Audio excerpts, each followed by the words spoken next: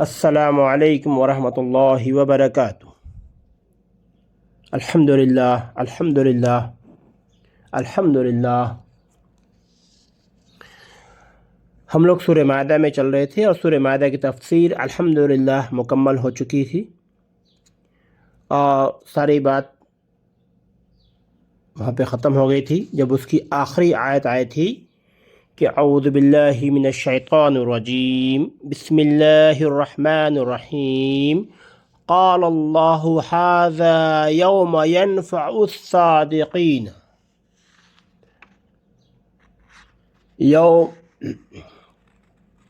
قال اللہ ھذا یوم ینفع الصادقین صدقہم لهم جنات تجری من تحتها الانہار خالدین فیہا ابدا رضی اللہ عنہم ورضوا عنہ ذالک الفوز العظیم۔ للہ ملک السماوات والارض وما فیہن وہو علی کل شیء قدیر۔ یعنی اللہ ارشاد فرمائے گا کہ یہ وہ دن ہے کہ جو لوگ سچے تھے ان کا سچا ہونا ان کے کام آئے گا۔ ان کو ایسے باغ ملیں گے جن کے نیچے نہریں جاری ہوں گی، جن میں وہ ہمیشہ رہیں گے۔ لہم جنات تجری من تحتها الانہار خالدین فیہا ابدا، یعنی نہریں جاری ہوں گی جن میں وہ ہمیشہ رہیں گے۔ اللہ ان سے راضی، رضی اللہ عنہم، اللہ ان سے راضی، ورضوا عنہ، اور اللہ ان سے راضی اور خوش، اور وہ اللہ سے راضی اور خوش ہیں۔ ذالک الفوز العظیم، یہ بہت بڑی کامیابی ہے۔ للہ ملک السماوات والارض وما فیہن، اللہ کی سلطنت آسمانوں کی اور زمین کی اور ان چیزوں کی جو ان میں موجود ہیں، وما فیہن، اور اس کی جو ان کے اندر موجود ہے، یعنی زمین اور آسمان کے اندر جو موجود ہے۔ وہو علی کل شیء قدیر، اور وہ ہر شے پر پوری قدرت رکھتا ہے۔ یعنی کہ ہم لوگ بات ہوئی تھی کہ یعنی مطلب کہ اللہ کا معاملہ جو ہے وہ اللہ کے معاملہ، مطلب کہ ہر کچھ اللہ کے اختیار میں ہے، اور اللہ جو کچھ کرتا ہے اس سے کوئی باس پرس نہیں ہوگی، یعنی اللہ سے کوئی باس پرس نہیں ہوگی۔ لا یسأل عما یفعل وہم یسألون، سورہ انبیاء کی حالت ہے کہ اللہ جو کرتا ہے اس سے باس پرس نہیں ہوگی، لوگوں سے ان کے کام کی باس پرس ہوگی۔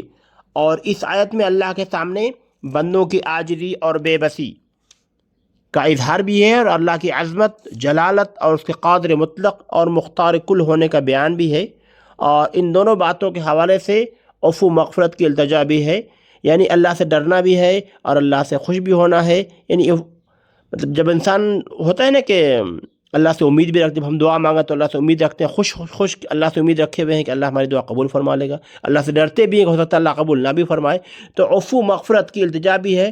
اور یہ ایک آیت، یہ جو آیت ہے، آخری آیت تھی سورہ مائدہ کی، یہ بہت ہی فصیح اور بلیغ آیت ہے۔ اسی لیے حدیث میں آتا ہے کہ ایک رات نبی کریم صلی اللہ علیہ وسلم نوافل میں اس آیت کو پڑھتے رہے، بار بار ہر رکعت میں اسے ہی پڑھتے رہے، حتیٰ کہ صبح ہو گئی۔ مسند احمد 149۔ یہ ہم لوگ اس بات کر چکے تھے، اس پہ بات ہو چکی تھی، اور سورہ مائدہ مکمل ہو چکا تھا۔ الحمدللہ انشاءاللہ آج چلیں گے ہم لوگ سورہ انعام کے بارے میں چلیں گے، اور کچھ سوالات بھی ہیں، پچھلے ہفتے کے بھی کچھ سوالات باقی تھے جو جواب نہیں دے پایا کیونکہ وقت کی قلت ہو چکی تھی۔ آج بھی کچھ سوالات ہیں، انشاءاللہ کوشش کروں گا سارے سوالات کا جواب دے دیا جائے، آخری میں جواب دے دیا جائے گا انشاءاللہ۔ ہم لوگ بات کر رہے تھے سورہ انعام کے بارے میں، آج ہم لوگ سورہ انعام میں چلیں گے۔ سورہ انعام جو ہے اس کے بارے میں کہ سورہ انعام مکی سورہ ہے۔ اس صورت میں 3100 لفظ کلمات ہیں، 3100 لفظ ہیں کلمات میں، مطلب کہ 12935 حروف ہیں اس میں، اور ہجرت سے ایک روز پہلے یہ سورہ نازل ہوئی تھی۔ ہجرت سے ایک روز پہلے نازل ہوئی تھی، اس لیے یہ مکی کہلاتی ہے۔ جیسا کہ میں پچھلے تفسیر میں بتا چکا تھا آپ کو کہ جو سورہ ہجرت کے بعد نازل ہوئی، خواہ وہ کہیں بھی نازل ہوئی ہو، جدان میں، تبوک میں، ابہا میں، کہیں بھی نازل ہوئی ہو، طائف میں کہیں بھی نازل ہوئی ہو، اس کو مدنی کہتے ہیں۔ جو سورہ ہجرت کے بعد نازل ہوئی اسے مدنی کہتے ہیں، اور جو سورہ ہجرت سے پہلے نازل ہوئی اسے مکی کہتے ہیں۔ یہ بات ہم پہلے بتا چکے تھے آپ کو۔ تو اس میں یعنی کہ 12,935 حروف ہیں، اور ہجرت سے ایک دن پہلے یہ سورہ نازل ہوئی تھی۔ اور مکی مدنی سورہ کا جو انداز ہے وہ مختلف ہوتا ہے، کیونکہ مکی کی جتنی سورہ مکی ہیں اس میں توحید کا مضمون زیر بحث ہوتا ہے۔ اس کو آپ بہت ہی غور سے لکھ لیں، اس بات کو پوائنٹ کو لکھ لیں آپ، ٹھیک ہے، کہ مکی کے سورہ میں توحید کا مضمون جو ہے نا زیر بحث ہوتا ہے۔ اور اس سورہ میں ٹوٹل 165 یعنی کہ اس 165 آیات ہیں اس میں، اور 20 رکوع ہیں اس میں، اور تقریباً اس میں 149 آیت میں صرف توحید کا ذکر ہے۔ اس میں ٹوٹل 165 آیت ہے، جس میں 149 آیت میں صرف توحید کا ذکر ہے۔ اور اس سورہ کے بارے میں آتا ہے کہ جب یہ سورہ نازل ہو رہی تھی تو مشرق سے مغرب تک فرشتوں کی بھیڑ تھی، یعنی کہ پورا آسمان بھرے تھے، مشرق سے مغرب تک آسمان فل بھرا ہوا تھا، اور فرشتوں کی تسبیح سے پوری مطلب کہ آسمان گونج رہا تھا یہ جب یہ سورہ نازل ہو رہا تھا، سورہ انعام۔ اور یہ سورہ تقریباً ایک بار میں ہی پوری نازل ہوئی تھی، سورہ تقریباً تھوڑا تھوڑا کر کے نہیں بلکہ تقریباً یہ ایک بار میں ہی پوری یہ سورہ نازل ہوئی تھی، اور یہ سورہ انعام کے بارے میں تھا۔ تو چلیے اب چلتے ہیں اس کے آگے، سورہ انعام کی شروع کرتے ہیں۔ بسم اللہ الرحمن الرحیم، اعوذ باللہ من الشیطان الرجیم، بسم اللہ الرحمن الرحیم۔ الحمد للہ الذی خلق السماوات والارض وجعل الظلمات والنور۔ الحمد للہ الذی خلق السماوات والارض وجعل الظلمات والنور ثم الذین کفروا بربہم یعدلون۔ تمام تعریفیں اللہ ہی کے لائق ہیں، جس نے آسمانوں کو اور زمین کو تخلیق کیا اور تاریکیوں اور نور کو بنایا، پھر بھی کافر لوگ غیر اللہ کو اپنے رب کے برابر قرار دیتے ہیں۔ ثم الذین کفروا بربہم یعدلون، پھر بھی کافر لوگ غیر اللہ اپنے رب کے برابر قرار دیتے ہیں۔ هو الذی خلقکم من طین ثم قضى اجلا وَأَجَلٌ مُّسَمًّى عِندَهُ ثُمَّ أَنْتُمْ تَمْتَرُونَ۔ وہ ایسا ہے جس نے تم کو مٹی سے بنایا، هُوَ الَّذِي خَلَقَكُم مِّن طِينٍ، وہ ایسا ہے جس نے تم کو مٹی سے بنایا، پھر ایک وقت متعین کیا، اور دوسرا معین وقت خاص اللہ ہی کے نزدیک ہے۔ وَهُوَ اللَّهُ فِي السَّمَاوَاتِ وَفِي الْأَرْضِ يَعْلَمُ سِرَّكُمْ وَجَهْرَكُمْ وَيَعْلَمُ مَا تَكْسِبُونَ۔ پھر بھی تم شک رکھتے ہو، اور وہی ہے جو معبود برحق آسمانوں میں بھی ہے اور زمین میں بھی ہے، وہ تمہارے پوشیدہ اور تمہارے ظاہر احوال کو جانتا ہے، اور تم جو کچھ عمل کرتے ہو وہ اس کو بھی جانتا ہے۔ وَمَا تَأْتِيهِم مِّنْ آيَاتٍ مِّنْ آيَاتِ رَبِّهِمْ إِلَّا كَانُوا عَنْهَا مُعْرِضِينَ۔ انہوں نے اپنی سچی کتاب کو بھی جھٹلایا، جبکہ وہ ان کے پاس پہنچی تو جلدی ہی ان کو اس چیز کو خبر مل جائے گی جس کے ساتھ یہ لوگ مذاق کیا کرتے تھے۔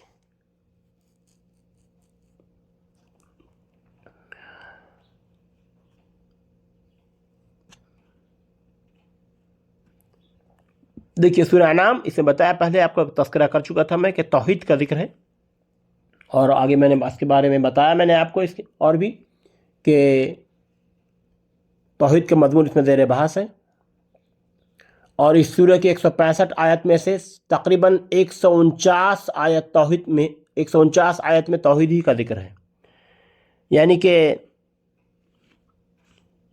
حضرت ابن عباس رضی اللہ عنہ کے معنی یہ بھی بیان فرمایا ہے کہ وہ دن ایسا ہوگا کہ صرف توحید ہی موحدین کو نفع پہنچائے گا، یعنی مشرکین کی معافی مغفرت کی کوئی صورت نہیں ہوگی۔ الحمدللہ الحمدللہ الذی خلق السماوات والارض وجعل الظلمات والنور، تمام تعریف اللہ ہی کے لائق ہے جس نے آسمانوں کو اور زمین کو تخلیق کیا اور تاریکیوں اور نور کو بنایا۔ ثم الذین کفروا بربہم یعدلون، پھر بھی کافر لوگ غیر اللہ کو اپنے رب کے برابر قرار دیتے ہیں، پھر بھی کافر لوگ غیر اللہ کو اپنے رب کے برابر قرار دیتے ہیں۔ یعنی کہ ظلمات سے رات کی تاریکی اور نور سے دن کی روشنی، یا پھر کفر کی تاریکی اور ایمان کی روشنی مراد ہے۔ نور کے مقابلے میں ظلمات کو جمع ذکر کیا گیا، اس لیے ظلمات کے سبب بھی بہت سے ہیں، اس کے بہت سے اسباب بھی ہیں، اس کی قسم بھی بہت سی متعدد ہیں، اور نور کا ذکر بطور جنس ہے جو اپنی تمام انواع کو شامل کیے ہوا ہے۔ یہ بھی ہو سکتا ہے چونکہ ہدایت اور ایمان کا راستہ ایک ہی ہے، 4 یا 5 یا متعدد نہیں ہے، اس لیے نور کو واحد ذکر کیا گیا ہے۔ اور ثم الذین کفروا بربہم یعدلون، پھر بھی کافر لوگ غیر اللہ کو اپنے رب کے برابر قرار دیتے ہیں، یعنی اس کے ساتھ دوسروں کو شریک ٹھہراتے ہیں۔ متعدد بار تفسیر میں بات آ چکی تھی کہ اللہ تعالیٰ تمام گناہوں کو معاف فرما دے گا لیکن شرک کو معاف نہیں فرمائے گا۔ شرک، شریک، برابر کر دینا، بہت سی باتیں ہیں، بہت سی چیزیں آئیں گی، اس میں آگے آپ کو بتایا جائے گا اس کے بارے میں کہ کیا کیا اس کے بارے میں شرک یعنی برابر کر دینا، اور بہت سی بدعات بھی اس کے بارے میں بات ہوگی اس میں، اور اجتماعات کے بارے میں بات ہوگی اس میں۔ تو یہی ہے کہ اللہ تعالیٰ یعنی شرک کو مغفرت نہیں فرمائے گا، شرک کو کبھی معاف نہیں فرمائے گا، اور شرک کرنے والے کبھی جنت میں نہیں جائیں گے۔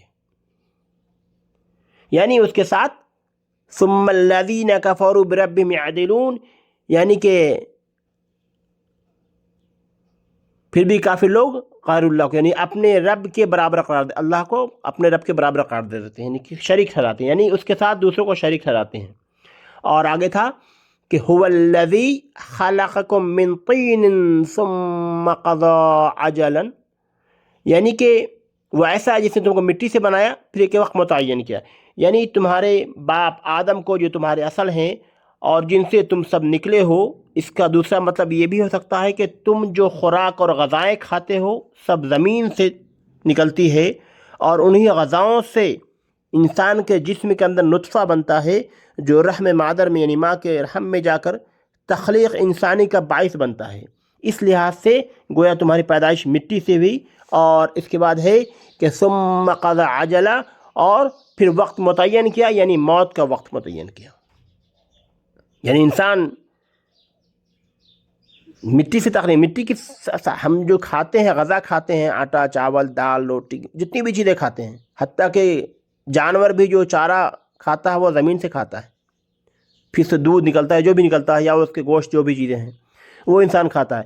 تو مقصد ہے کہ وہ زمین ہی ہے، وہ یعنی جو کچھ جتنی بھی خوراک اور غذائیں کھاتے ہیں وہ سب زمین سے نکلتی ہیں، اور انہی غذاؤں سے انسان کے اندر طاقت ہوتی ہے جسم میں، اس سے نطفہ بنتا ہے، اور وہ نطفہ عورت کے رحم میں جا کر کے تخلیق انسانی کا ایک ذریعہ باعث بن جاتا ہے، اور اس لحاظ سے یعنی پیدائش مٹی سے ہوتی ہے، انسان کی پیدائش مٹی سے ہوئی ہے، اور اس کے بعد انسان کا ایک وقت متعین بھی ہے، اور یعنی آخرت کا وقت ہے، اس کا علم صرف اللہ ہی کو ہے۔ وَأَجَلٌ مُّسَمًّى عِندَهُ ثُمَّ أَنتُمْ تَمْتَرُونَ، یعنی کہ مطلب کہ وہ آخرت کا جو وقت ہے وہ اس کا علم صرف اللہ کو ہے، یعنی کہ گویا پہلی اجل سے مراد پیدائش سے لے کر کے موت تک انسان کی عمر ہے، اور دوسری اجل مسمى سے مراد انسان کی موت سے لے کر کے وہ قیامت ہونے تک دنیا کی کل عمر، جس کے بعد وہ زوال، وہ فنا سے دوچار ہو جائے گی، اور ایک دوسری دنیا یعنی آخرت کی زندگی کا آغاز ہو جائے گا۔ یہ ہے یعنی انسان کی زندگی کیا ہے، آپ کبھی بھی غور کر کے دیکھیں، بہت غور سے دیکھیں اپنی زندگی کے بارے میں، ہم اپنی زندگی، ہماری زندگی کیا ہے، یعنی کہ زندگی جو ہے نا وہ اقامت اور نماز کے بیچ جو وقت ہے وہی، یعنی کہ اذان اور نماز کے بیچ جو وقت ہے وہی آپ کا اصل، وہی ہماری اور آپ کی زندگی ہے۔ آپ غور کر کے دیکھیں کہ ہماری زندگی صرف اتنی ہی ہے، اذان اور نماز کے بیچ، جیسے کہ ظہر کی اذان ہوتی ہے نا، پھر نماز ہوتی ہے، فجر کی اذان ہوتی نماز ہوتی ہے، ظہر کی اذان ہوتی نماز ہوتی ہے، عصر کی اذان ہوتی پھر نماز ہوتی جماعت کھڑی ہوتی ہے، مغرب کی اذان ہوتی پھر جماعت کھڑی ہوتی ہے، عشاء کی اذان ہوتی پھر جماعت کھڑی ہوتی ہے۔ تو اذان اور جماعت کے بیچ کا جو وقفہ ہے وہی زندگی ہے۔ آپ کیسے غور کر کے دیکھیں، جب انسان دنیا میں آتا تو اس کو اذان دیا جاتا ہے، اس کے دائیں کان میں اذان بائیں کان میں اقامت دی جاتی ہے، اور جب مر جاتا تو اس کی نماز ہو جاتی ہے۔ تو اذان اور نماز کے بیچ ہی اس کی زندگی بچ گئی، یہی زندگی ہے۔ افسوس کہ ہمارے اندر یہ احساس پیدا ہو جائے کہ زندگی کتنی مختصر ہے، اور ہم اس زندگی کی قدر کرنا سیکھ جائیں تو ضرور بضرور ہم دنیا میں بھی اور آخرت میں بھی کامیاب ہو جائیں گے۔ لیکن ہمیں اس کی فکر نہیں، ہمیں صرف دنیا کی فکر ہوتی ہے، ہم دنیا کے پیچھے ہیں، اور دین دین ہمارے پیچھے جا چکا، دین ہمارے آگے نہیں، دین ہمارے پیچھے ہو چکا ہے۔ جبکہ توحید دین سیکھنا ہو تو توحید سب سے پہلے توحید ہے، عقیدے کی درستگی ہے بھائی، سب سے پہلے توحید اور عقیدے کی درستگی ہے۔ بنا عقیدے توحید کی درستگی سے دین نہیں آ سکتا، یہ بات ذہن میں رکھیں اچھی طرح سے۔ عقیدہ بالکل، یعنی دین کو سمجھنا ہے تو پہلے اپنے عقیدے کی اصلاح کیجیے کہ آپ نے کس کا کلمہ پڑھا ہے اور کلمہ آپ سے کیا چاہتا ہے۔ اگر کلمہ اور اس کے تقاضے آپ کو سمجھ آ گئے تو انشاءاللہ قرآن و سنت حدیث آپ کو سمجھنے میں مشکل نہیں ہوگی، اور آپ کے اطراف کے شیاطین جن اور انسان آپ کا کچھ نہیں بگاڑ سکتے انشاءاللہ تعالی۔ یعنی دین کو سمجھنا ہے تو پہلے اپنے عقیدے کی اصلاح کیجیے، اور آپ نے جس کا کلمہ پڑھا ہے اور کلمہ آپ سے کیا چاہتا ہے، اگر کلمہ اور اس کے تقاضے کو آپ سمجھ میں آ گئے تو انشاءاللہ قرآن سنت حدیث کو آپ کو سمجھنے میں کوئی مشکل پیش نہیں آئے گی۔ یہ ہے اصل میں دین۔ سب سے پہلے عقیدے کی درستگی ہے، عقیدے کی جب درستگی ہوگی تبھی اس کے آگے اور چل سکتے ہیں آپ۔ اور مطلب کہ اطاعت رسول صلی اللہ علیہ وسلم میں ہی دخول جنت کی بنیادی شرط ہے۔ جنت میں داخل ہونا ہے تو اللہ کے رسول کی اتباع کرنی ہوگی، اور یاد رکھیں کتاب و سنت، قرآن کریم اور صحیح حدیث رسول اکرم صلی اللہ علیہ وسلم کے اتباع کے علاوہ دوسرے تمام شخصی طریقے، مذاہب و مسالک، جتنے مسلک کی تقلید کرنا انسان کو ہلاکت کے گڑھے میں پہنچا دیتا ہے، جبکہ قرآن کریم اور صحیح حدیث رسول اکرم صلی اللہ علیہ وسلم کو کامل و مکمل جان کر ان کی اتباع انسان کو کامیابی اور نجات کے راستے تک پہنچا دیتا ہے۔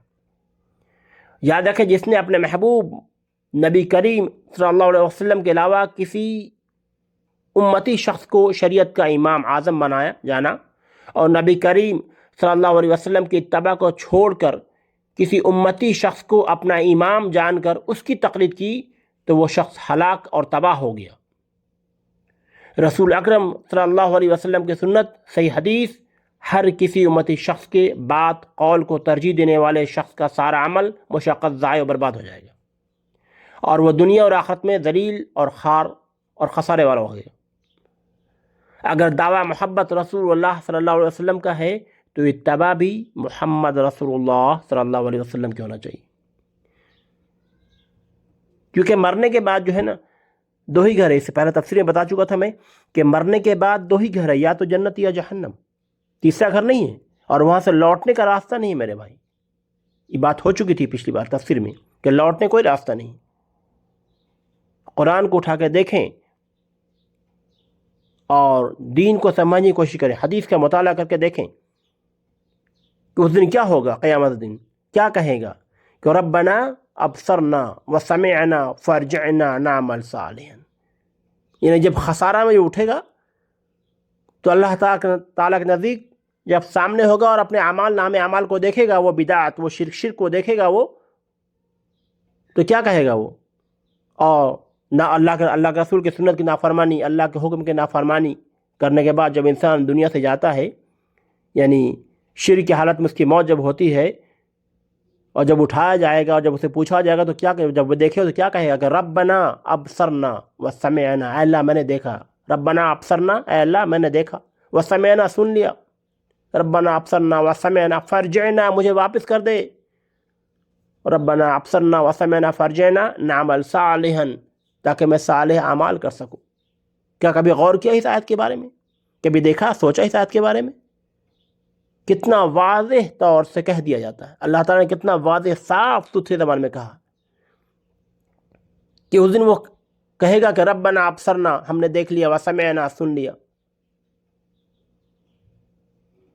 ربنا ابصرنا وسمعنا فرجعنا نعمل صالحا، مجھے واپس کر دے، میں صالح اعمال کروں گا۔ تو واپسی کا راستہ کہاں سے آئے گا؟ اب واپسی کا راستہ نہیں ہو سکتا۔ تو اس کو غور کریں، دیکھیں کہ کہاں ہم ہیں اور دین کہاں ہے ہم سے، اور ہم کون سے کام کر رہے ہیں دین کو کہاں۔ ہمارے معاشرے میں کچھ لوگ ملیں گے آپ کو جو مسجدوں کا آباد کرنے والوں میں سے ہیں۔ کیا دین یہی ہے؟ صرف نماز پڑھ لیا اور ٹوپی رکھ لیا یہ دین ہے؟ دین بہت بڑا ہے، مکمل جامع ہے، اس کو سیکھیں، اس کو دیکھیں۔ دین کے بہت سے تقاضے ہیں، بہت سے اعمال ہیں، دیکھیں آپ اس کو۔ اور ہم میں سے کچھ لوگ ایسے ہیں جو مسجد بھی نہیں جانا چاہتے، اور کچھ لوگ یہ ہیں کہ مسجدوں میں آتے ہیں تو ایسے کپڑے پہن کے آتے ہیں کہ معاذ اللہ معاذ اللہ ثم معاذ اللہ، کہ سجدہ میں جاتے ہیں تو ان کا پینٹ پیچھے ہو جاتا ہے، سطر باہر ہو جاتی ہے۔ بھائی دوسرے کی نماز کو ضائع کرتے ہیں وہ۔ آپ کہاں جا رہے ہیں؟ کبھی غور کر کے دیکھیں کہ ہم کہاں جا رہے ہیں، ہم کس ماحول میں جا رہے ہیں۔ ہم اللہ کے گھر جاتے ہیں، اور اللہ جمیل ہے، خوبصورتی کو پسند کرتا ہے۔ ہم اللہ کے گھر جاتے ہیں، اچھے صاف ستھرے کپڑے پہن کر جائیں، مہذب طریقے سے جائیں، باادب طریقے سے چل کے جائیں، خوشبو لگا کے جائیں، کیونکہ ہم اللہ کے آگے کھڑے ہوتے ہیں، اللہ سے فریاد کرتے ہیں، اللہ کو بولتے سناتے ہیں بات۔ امام قرات کرتا ہے، قرآن کی آیت کو ہم پڑھتے ہیں، تو کس لباس میں ہم جا رہے ہیں، کس انداز میں جا رہے ہیں ہم؟ کبھی غور کیا؟ آپ کہیں ولیمہ میں جائیں یا کہیں پارٹی میں آپ جائیں تو آپ دیکھیں کتنے اچھے کپڑے پہن کے جاتے ہیں لوگ، اور اللہ کے آگے کھڑے ہوتے ہیں کس لباس میں کھڑے ہوتے ہیں؟ یہ دوہرا رویہ کیوں ہے بھائی؟ کبھی اس بارے میں غور کیا ہے؟ کبھی سوچا ہے؟ گرچہ میری بات آپ کو تلخ اور بری لگ رہی ہوگی، لیکن یہی حقیقت ہے، یہی حقیقت ہے جو میں آپ کو سامنے بیان کر رہا ہوں، جو آپ سن رہے ہیں، آپ دیکھ رہے ہیں۔ میری بات گرچہ آپ کو بہت ہی بری اور تلخ لگ رہی ہوگی، لیکن یہ حقیقت ہے یہ کہ ہم پارٹیوں میں جاتے ہیں، فنکشن میں جاتے ہیں، تو شادی بیاہ میں جاتے ہیں تو کتنی بہترین کپڑے پہن کے آتے ہیں، اور جب خالق کائنات کے آگے مسجد میں کھڑے ہوتے ہیں تو کس لباس میں جاتے ہیں؟ کوئی ٹراؤزر پہنے ہوا ہے تو کوئی بنیان پہن کے پہنچ جاتا ہے۔ کیا یہی قدر ہے اللہ کی؟ کہ ہم کس معیار کو پہنچ گئے ہیں؟ اپنے آپ کو ہم نے کہاں پہنچا دی کہ ہمارے اندر حس نہیں ہے، ہمارے اندر فکر نہیں ہے، ہمارے اندر غیرت نہیں مر چکی ہے۔ توحید ایسا نہیں ہے، دین اس طرح نہیں آتا میرے بھائی۔ جب تک کہ فکر نہیں ہوگی، ہم بار بار آپ کو جب تک فکر نہیں ہوگی، یہ بات ذہن میں رکھ لیں کہ دین مدرسے میں بھی نہیں ہے، دین آپ کو گھر میں ہونا چاہیے۔ جو بچے آپ کے ہیں وہ آپ کے گھر میں دین سیکھیں گے، مدرسے میں دین نہیں سیکھ سکتے، مدرسے میں دین نہیں ہے۔ یہ بات ذہن نشی کر لیں کہ مدرسے میں دین نہیں ہے، دین گھر میں ہے آپ کے۔ جو آپ نے سکھایا، جو آپ بچوں نے آپ کو دیکھا، اسی حساب سے وہ سیکھے گا، وہ چلے گا، پوری زندگی اس کے اثرات رہیں گے اس کے اوپر۔ اس چیز کے بارے میں غور کر کے بتائیں، دیکھیں کہ ہم اپنے معاشرے کو، اپنے گھر کو دیکھیں کہ ہمارے گھر میں دین کتنا ہے۔ قرآن جو ہفتوں، مہینوں، سالوں سے اوپر رکھا ہوا طاق میں، وہ نیچے نہیں اترا ہے۔ وہ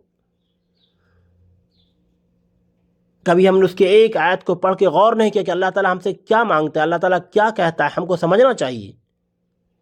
کبھی اس میں غور نہیں کیا ہم نے۔ یہ ہے کہ ہمارا یہ حال، معاشرہ ہمارے یہاں تک پہنچ چکا ہے۔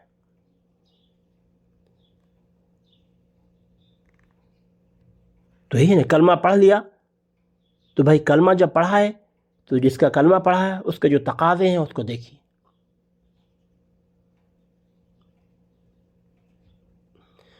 کیا کلمہ کیا کہتا ہے، کلمہ کیا مانگے ہیں؟ اللہم انی اعوذ بک من ضیق الدنیا و ضیق یوم القیامہ، آمین۔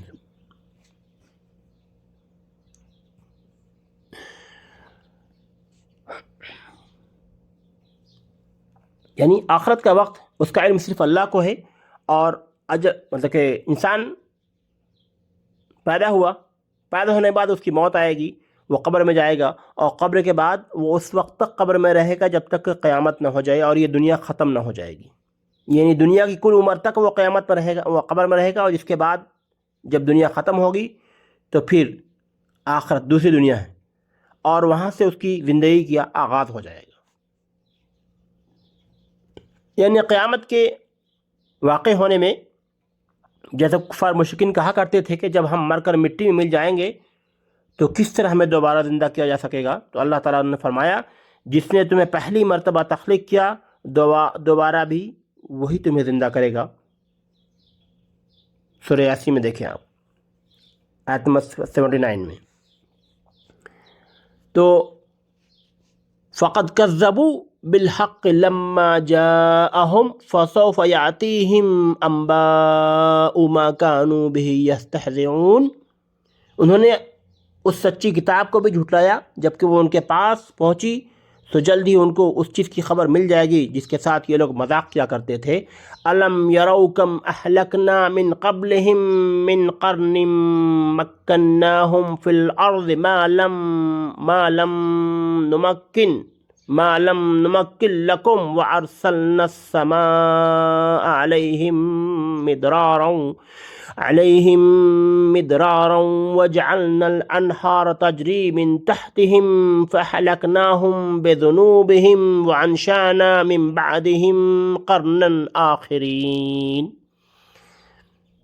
کیا انہوں نے دیکھا نہیں کہ ہم ان سے پہلے کتنی جماعتوں کو ہلاک کر چکے ہیں جن کو ہم نے دنیا میں ایسی قوت دی تھی کہ تم کو وہ قوت نہیں دی، اور ہم نے ان پر خوب بارشیں برسائیں اور ہم نے ان کے نیچے سے نہریں جاری کی، پھر ہم نے ان کو ان کے گناہوں کے سبب ہلاک کر دیا۔ وَجَعَلْنَا الْأَنْهَارَ تَجْرِي مِن تَحْتِهِمْ فَأَهْلَكْنَاهُمْ بِذُنُوبِهِمْ وَأَنشَأْنَا مِن بَعْدِهِمْ قَرْنًا آخَرِينَ، اور ہم نے پھر ان کو ان کے گناہوں کے سبب ہلاک کر دیا۔ یعنی کہ قیامت کے اہل سنت یعنی سلف کا عقیدہ ہے کہ اللہ تعالیٰ خود تو عرش پہ ہے جس طرح اس کے شان کے لائق ہے، لیکن اپنے علم کے لحاظ سے ہر جگہ ہے۔ اب دیکھیں یہاں پر ایک چیز اور دیکھیے، قرآن میں ہے کہ اللہ تعالیٰ ثم استوى علی العرش، عرش پر قائم ہے، لیکن ہمارے طبقے میں سے کچھ لوگ کا ماننا ہے کہ اللہ ہر جگہ حاضر ناظر ہے۔ دیکھیے فرق یہ ہے، عقیدے کا فرق ہو رہا، دیکھ لیجیے آپ۔ قرآن کہتا ہے کہ ثم استوى علی العرش، اللہ تعالیٰ عرش پر موجود ہے، اور ہمارا ذہن کیا ہو رہا ہے کہ اللہ تعالیٰ ہر جگہ حاضر ناظر ہے۔ دیکھیے اپنے عقیدے کی اصلاح کیجیے، بہت ہی مہین باریک بات بتائی جا رہی ہے۔ اللہ عرش پہ ہے، اللہ تعالیٰ خود عرش پہ ہے جو اس کے شان کا لائق ہے، لیکن اپنے علم کے لحاظ سے ہر جگہ، یعنی اس کے علم کو خبر سے کوئی چیز باہر نہیں ہے، اللہ کے علم سے کوئی چیز کے باہر نہیں ہے۔ البتہ بعض گمراہ فرقے اللہ تعالیٰ کو عرش پہ نہیں مانتے اور کہتے کہ اللہ تعالیٰ ہر جگہ موجود ہیں، اور وہ اس آیت سے اپنے اس عقیدے کا اس بات کرتے ہیں، لیکن یہ عقیدہ یہ ہے جس کا غلط ہے اور یہ صحیح نہیں۔ آیت کا مطلب ہے کہ وہ ذات جس کو آسمان و زمین میں اللہ کہہ کر پکارا جاتا ہے، اور آسمان و زمین میں جس کی حکمرانی ہے، اور آسمان و زمین میں جس کو معبود برحق سمجھا جاتا مانا جاتا ہے، وہ اللہ تمہارے پوشیدہ ظاہر اور جو کچھ تم کرتے ہو وہ سب جب کچھ جانتا ہے۔ اس کی اور بھی بعض توجہات ہیں جس کو اہل تفسیر میں ملاحظہ کر سکتے ہیں اس کے بارے میں، اور سورہ اعراف کی آیت نمبر 180 میں بھی اس کے بارے میں تذکرہ آیا تھا۔ یعنی کہ جب اللہ کی کوئی آیت پہنچتی ہے تو اللہ کی آیت کا تکذیب کے کرتے ہیں لوگ اور اس کا مذاق اڑاتے ہیں۔ انباء ما كانوا به يستهزئون، یعنی سچی کتاب کو جھٹلایا جبکہ وہ ان کے پاس پہنچی، تو جلدی ان کو اس چیز کی خبر مل جائے گی جس کے ساتھ یہ لوگ مذاق کیا کرتے تھے، اور جب تکذیب کرتے ہیں تو اس کا وبال انہیں ملے گا۔ اس وقت انہیں وہ احساس ہوگا کہ کاش ہم اس کتاب برحق کی تکذیب اور اس کا استہزاء مذاق نہیں کرتے۔ آج ہمارے ہاں دیکھیے ایک معاشرہ ہے، ہمارے ہاں جو کنسپٹ ہمارا بنا ہوا ہے نا کہ دین کی بات ہے بھائی امام صاحب سے جانو، ان سے پوچھیں گے مسئلہ، ان سے پوچھیں گے فلاں مولوی صاحب سے پوچھیں گے، فلاں امام صاحب سے پوچھیں گے، فلاں شیخ صاحب سے پوچھیں گے۔ کیوں بھائی؟ یہ کون سا کنسپٹ ہے آپ کے؟ کہاں سے لایا آپ نے یہ کنسپٹ؟ کہاں سے سوچا یہ کنسپٹ؟ اللہ کے رسول کی زندگی اٹھا کے دیکھیں، صحابہ کی پوری زندگی اٹھا کے دیکھیں، کیا وہاں پہ کوئی شیخ صاحب تھے جو فتویٰ دیتے تھے، دین کے مسئلے بتاتے تھے کوئی آدمی؟ سب جانتا تھا، سبوں نے دین سیکھا تھا۔ طلب العلم فریضۃ من کل مسلمۃ و مسلمہ، یعنی ہر عاقل بالغ مرد پہ فرض ہے، یعنی دین سیکھیے۔ وہاں پر جب مرنے کے بعد یہ ایکسکیوز کام نہیں چلے گا۔ جب قبر میں جب لٹایا جائے گا نا ہمیں، اور ہمارے اوپر جب مٹی ڈالی جائے گی، جب سوال جواب ہوں گے، اس وقت ہم نہیں کہیں گے فلاں امام صاحب سے پوچھ کے آتے اور فلاں شیخ صاحب نے بولا تھا تو ہم نے کیا۔ نہیں، ہر انسان کو اس کے عمل کا خود حساب دینا ہوگا۔ وہاں کسی پر کسی کا بوجھ نہیں ڈالا جائے گا. یہ کنسیپٹ غلط ہے. دین سیکھیے، دین سیکھیے، دین سیکھیے. یہ کنسیپٹ بالکل نکال لیجیے ذہن سے کہ مولوی صاحب بتائیں گے. بھائی ہم کو دین کے بارے میں زیادہ جانکاری نہیں ہے بھائی. وہ مولوی صاحب بتائیں گے، امام صاحب سے پوچھ لیں گے، شیخ صاحب بتا دیں گے، فلاں شخص سے ہم پوچھ کے بتاتے ہیں آپ کو. کیوں بھائی؟ یہ کون سا کنسیپٹ ہے آپ کا؟ دین سب پر ہے، دین سب کو سیکھنا ہے. سیکھیے دین کو. اور اگر ہم نہیں سیکھیں تو کہاں سیکھیں گے؟ ہم قبر میں جا کے سیکھیں گے. وہاں کوئی ایکسکیوز نہیں چلے گا، کسی کا کوئی ایکسکیوز نہیں چلے گا. آج ہمارا وہی حال ہے. آج دیکھیں جس کو اللہ تعالیٰ نے خلیفہ بنایا زمین پہ، آج کہاں ہے؟ کتنے ذلیل خوار ہو رہے ہیں. دنیا کے ہر کونے کونے مسلمان ذلیل خوار ہو رہے ہیں. ذلت کیسی، کس طرح کی ذلت رسوائی ہے دیکھیے. کیوں؟ کہ جب تم اللہ کے طریقے کو چھوڑ دو گے، رسول کی سنت کو اتباع کرنا چھوڑ دو گے، تم پر ذلت طاری کر دی جائے گی. آج وہی حال ہمارا ہے. ہم نے دین کو چھوڑ دیا ہے. ہم دین سے بالکل باہر ہو چکے ہیں. ہمیں اپنا محاسبہ کرنا چاہیے، اپنا خود کا محاسبہ کرنا چاہیے. ہمیں اپنے بارے میں سوچنا چاہیے، اپنے گھر کے بارے میں سوچنا چاہیے، اپنے اولاد کے بارے میں سوچنا چاہیے کہ ہمارے گھر کے اندر ہمارے اندر دین کتنا ہے، دیکھنا چاہیے. صبح سورج نکلتا ہے اور شام ڈوب جاتا ہے، زندگی ایک دن ختم ہو جاتی ہے. ہم نے کیا سیکھا اور کیا عمل کیا، اس کی فکر. اس لیے پہلے تفسیر میں آ چکے تھے کہ انسان کے اندر فکر کا احساس، جب تک فکر اور احساس پیدا نہیں ہوگا تب تک ہم کچھ نہیں کر سکتے، کچھ نہیں سیکھ سکتے. ہمارے اندر فکر ہوتی ہے کہ ہم کو نوکری کرنی ہے، تب نہ ہم محنت کرتے ہیں. ہم موٹی موٹی کتابیں، ضخیم کتابیں پڑھتے ہیں، طب کی کتابیں پڑھتے ہیں تو ڈاکٹر بن جاتے ہیں. فکر ہوتی ہے. ایسی فکر ہونا چاہیے ہمیں آخرت کی، ایسی فکر ہونا چاہیے ہمیں دین کی بھی. جب تک فکر اور احساس نہیں ہوگا ہم کچھ نہیں کر سکتے، کچھ نہیں سیکھ سکتے، اور کہیں نہیں جاتا، کہیں بھی ہم کامیاب نہیں ہو سکتے. یہ تو ہمارا حال ہے، اس لیے اس کے بارے میں کہا گیا.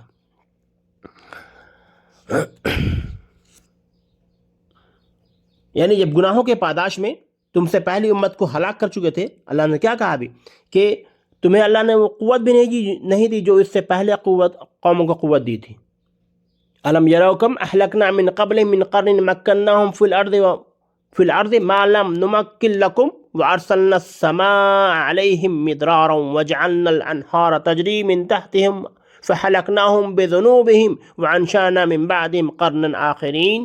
یعنی کیا انہوں نے دیکھا نہیں کہ ہم نے ان سے پہلے کتنی جماعتوں کو ہلاک کر چکے ہیں جن کو ہم نے دنیا میں ایسی قوت دی تھی جبکہ تم کو وہ قوت بھی نہیں دی، اور ہم نے ان پر خوب بارشیں برسائیں اور ہم نے ان کے نیچے نہریں جاری کی، پھر ہم نے ان کو ان کے گناہوں کے سبب ہلاک کر دیا.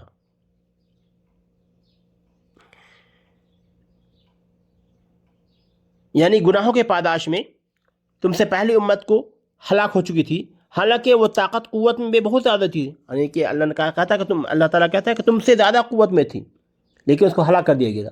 اور خوشحال بھی تھی، اور وسائل رزق کی فراوانی بھی تم سے بہت زیادہ تھی ان کے اندر، پھر بھی ان کو ہلاک کر دیا. کیوں؟ اغراض کیے، تکذیب کیے، اللہ کی کلام کا تکذیب کیا اور اغراض کیے، انکار کر دیے.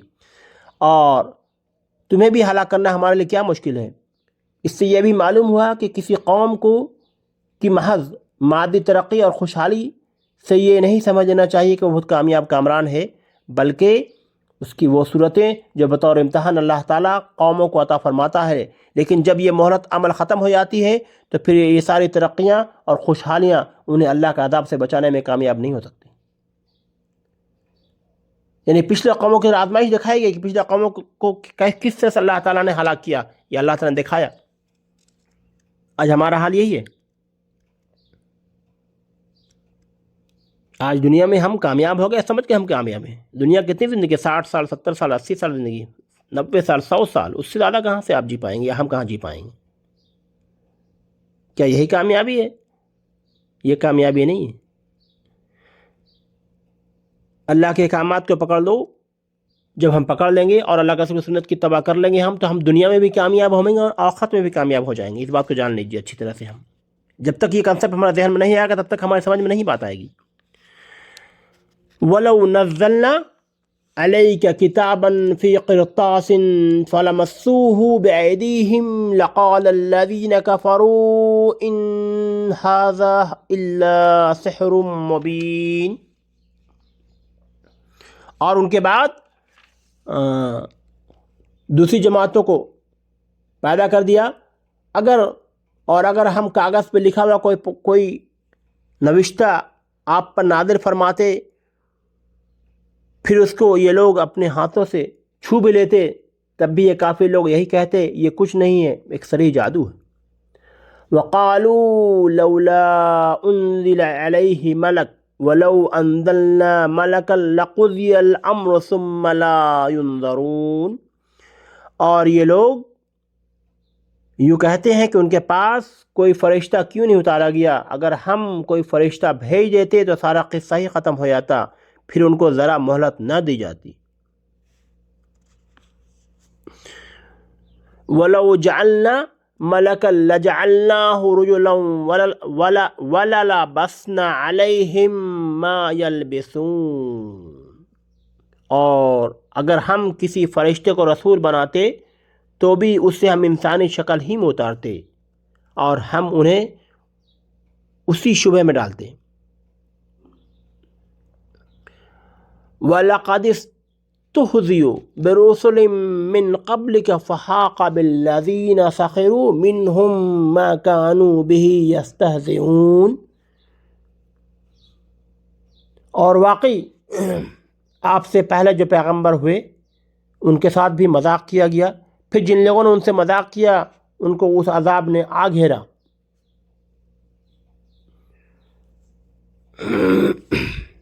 جس کا وہ مذاق اڑاتے تھے، ما کانوا بھی یستہزئون، جس کا وہ مذاق اڑاتے تھے۔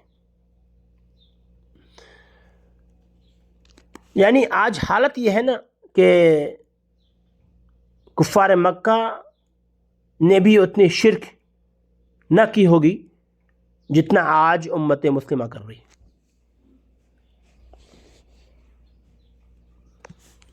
یہ حال ہو چکی ہے ہمارا، اتنی شرک بدعت میں ہم پڑ چکے ہیں، ہمارا کنسپٹ ہی پورا بگڑ چکا ہے۔ اس سے ضرورت ہے کہ ہمیں اپنے کنسپٹ کی اور اپنی اصلاح کرنے کی۔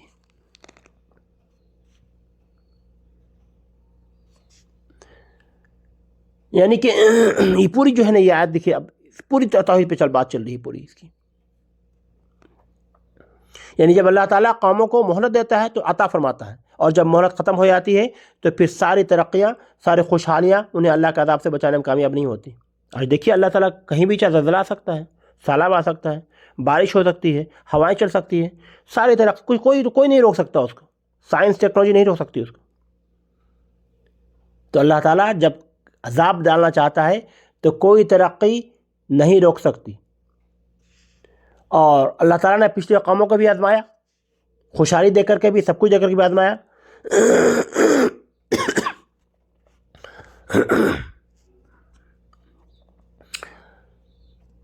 یعنی اللہ تعالیٰ قرآن مجید میں کیا فرم کہ اگر مشرکین کو کہا جائے گا تو مشرکین کہیں گے کہ ہم ایمان لائیں گے آپ پر اگر آپ کوئی لکھا ہوا کاغذ لے کے آئی اوپر سے، اور اللہ تعالیٰ کہتا ہے کہ اگر ہم کوئی لکھا ہوا کاغذ بھی نازل فرما دیں، اللہ تعالیٰ دے دے گا، تو یہ لوگ کہیں گے کہ یہ ہاتھ سے لکھا ہوا اس پر یہ جادو کہہ دیں گے اس کو، کفروا ان ھذا الا سحر مبین، اور بولیں گے یہ صریح جادو ہے۔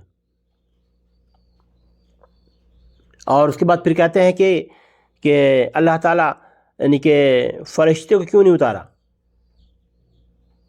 ہماری ہدایت کے لیے؟ تو اللہ تعالیٰ کہتا ہے کہ اگر ہم فرشتوں کو بھی اتارتے زمین پر تو اس کو بھی انسانی شکل ہی میں بھیجتے ہیں تاکہ وہ آپ کو نزدیک آپ کی بات سمجھا سکتا۔ قرآن مجید میں متعدد جگہ اس کے بارے میں ذکر آیا ہے، سورہ حجر میں بھی اس کا ذکر آیا ہے کہ اگر ہم ان پر آسمان کا کوئی دروازہ کھول دیں اور یہ اس میں چڑھنے بھی لگ جائیں تب بھی کہیں گے کہ ہماری آنکھیں متوالی ہو گئی ہے اور ہم پر جادو کر دیا گیا۔ یہ اس کے علاوہ سورہ طور کی آیت میں دیکھیے کہ اگر وہ آسمان سے گرتا ہوا ٹکڑا بھی دیکھ لیں تو کہیں گے کہ یہ تو بادل ہیں۔ یعنی عذاب الہی کوئی نہ کوئی ایسی مطلب کہ توجہ کر لیں گے جس سے مشیت الہی کا کوئی دخل انہیں تسلیم کرنا نہ پڑے۔ حال کائنات میں جو کچھ اللہ کرنے والا وہ سب اللہ کی مشیت سے ہوتی ہے، اور اللہ تعالیٰ انسان کو موقع دیتا ہے، مہلت دیتا ہے تاکہ وہ اصلاح کر لے اپنے آپ کو۔ جب مہلت کا وقت ختم ہو جاتا ہے تو پھر اللہ تعالیٰ رسیاں کھینچ لیتا ہے۔ یعنی اللہ تعالیٰ نے انسانوں کو ہدایت رہنمائی کے لیے جتنے بھی انبیاء اور رسول بھیجے وہ انسانوں میں سے ہی تھے، اور بالعموم ہر قوم میں اس کے ہی قوم کے ایک فرد کو وحی رسالت سے نواز دیا گیا اور ان کو رسول بنایا گیا، اور اسی قانون کے تحت اللہ تعالیٰ نے اپنے آخری نبی محمد رسول اللہ صلی اللہ علیہ وسلم کو انسانوں ہی میں سے چن کر رسول مبعوث فرمایا۔ لیکن کفار مکہ آپ صلی اللہ علیہ وسلم کی رسالت کو نہیں مانتے تھے اور کہتے تھے کہ آپ صلی اللہ علیہ وسلم کی رسالت کی تصدیق کے لیے فرشتہ اتارا جائے یا خود فرشتے کو بطور رسول بھیجا جائے۔ اللہ تعالیٰ نے اس آیت میں کے حوالے سے بتایا کہ المیہ یہ ہے کہ جب کوئی قوم اپنے نبی سے معجزہ طلب کرے اور وہ اس کو دکھا دیا جائے لیکن اس کے بعد بھی وہ ایمان نہ لائے تو ان کو ہلاک کر دیا جاتا ہے۔ آپ دیکھیے قومیات کا تذکرہ پچھلے تفسیر میں آ چکا تھا کہ جب معجزہ کے بارے میں کہا جائے اور اللہ تعالیٰ اس کو معجزہ کو دکھا دے اس کے بعد بھی ایمان نہ لائے تو اس کو فوراً ہلاک کر دیا جاتا ہے۔ داؤد علیہ السلام قوم اٹھا کے دیکھیں آپ، معجزے کا ذکر کیا تھا، معجزہ آئی، نہیں مانے، انکار کیا۔ یوم السبت کا واقعہ آ چکا تھا، ہفتے والے دن کا، جب مچھلیاں پکڑتے تھے منع فرمایا ہفتے کے دن مچھلیاں نہ پکڑو۔ انہوں نے کیا کیا؟ انہوں نے ایک نئی مثال بنائی کہ یعنی کہ دیکھیے مطلب کہ ہفتے کے دن مچھلیاں پکڑنے منع فرمایا گیا تھا اس قوم کو، سمندر سے مچھلیاں نہیں پکڑتا، اور اس دن مچھلیاں بہت آتی تھی کنارے میں، تو ان لوگوں نے کیا کیا کہ ایک الگ سے گڈھا کھودتے تھے، کھود دیا انہوں نے الگ سے، اور وہاں سے ایک پائپ لگا دیا تاکہ پانی کے ساتھ ساتھ مچھلی بھی اس گڈھے میں چلے گئی اور اس کو پکڑ لی۔ بولے ہم نے سمندر سے کہاں مچھلی پکڑا، تو گڈھے میں مچھلی آ گئی تھی، ہم نے اٹھا لیا۔ ایک وتیرہ نکالے انہوں نے، ایک نیا مطلب کہ کمزور راستہ، چور راستہ نکالا انہوں نے۔ کیا کیا اللہ نے؟ عذاب ڈال سکے نا کہ جو ان کے جو عمر دراز تھے ان کو خنزیر بنا دیا گیا، جو جوان تھے ان کو بندر بنا دیا گیا۔ تو جب اللہ تعالیٰ نے جب معجزہ دے دیا اس کے بعد لوگ نہیں مانے تو اس پر عذاب آیا۔ اور صالح سے اونٹنی کو واقعہ دیکھیے، اونٹنی سامنے آئی، انکار کیا، کیا ہوا؟ عذاب آئی۔ تو قوم جب معجزہ کو دیکھ لے سامنے اس کے بعد نہ مانے، ایک تو حکم پر جو معجزہ کا حکم کرے کہ ہم کو یہ چیز دکھایا جائے اور وہ دکھا دیا گیا، وہ ہو گیا، اس کے بعد نہ مانے تو اس پر عذاب آ جاتی ہے۔ اور جب قوم کی شکلیں بگڑ جاتی ہے، جس پر عذاب آتی ہے، وہ قوم ختم ہو جاتی ہے، وہ قوم آگے نہیں بڑھتی۔ یہ ساری اللہ تعالیٰ نے دکھا کے دیکھا کہ معجزہ دیکھنے بعد جب انکار کیا تو ان پر عذابیں آئیں۔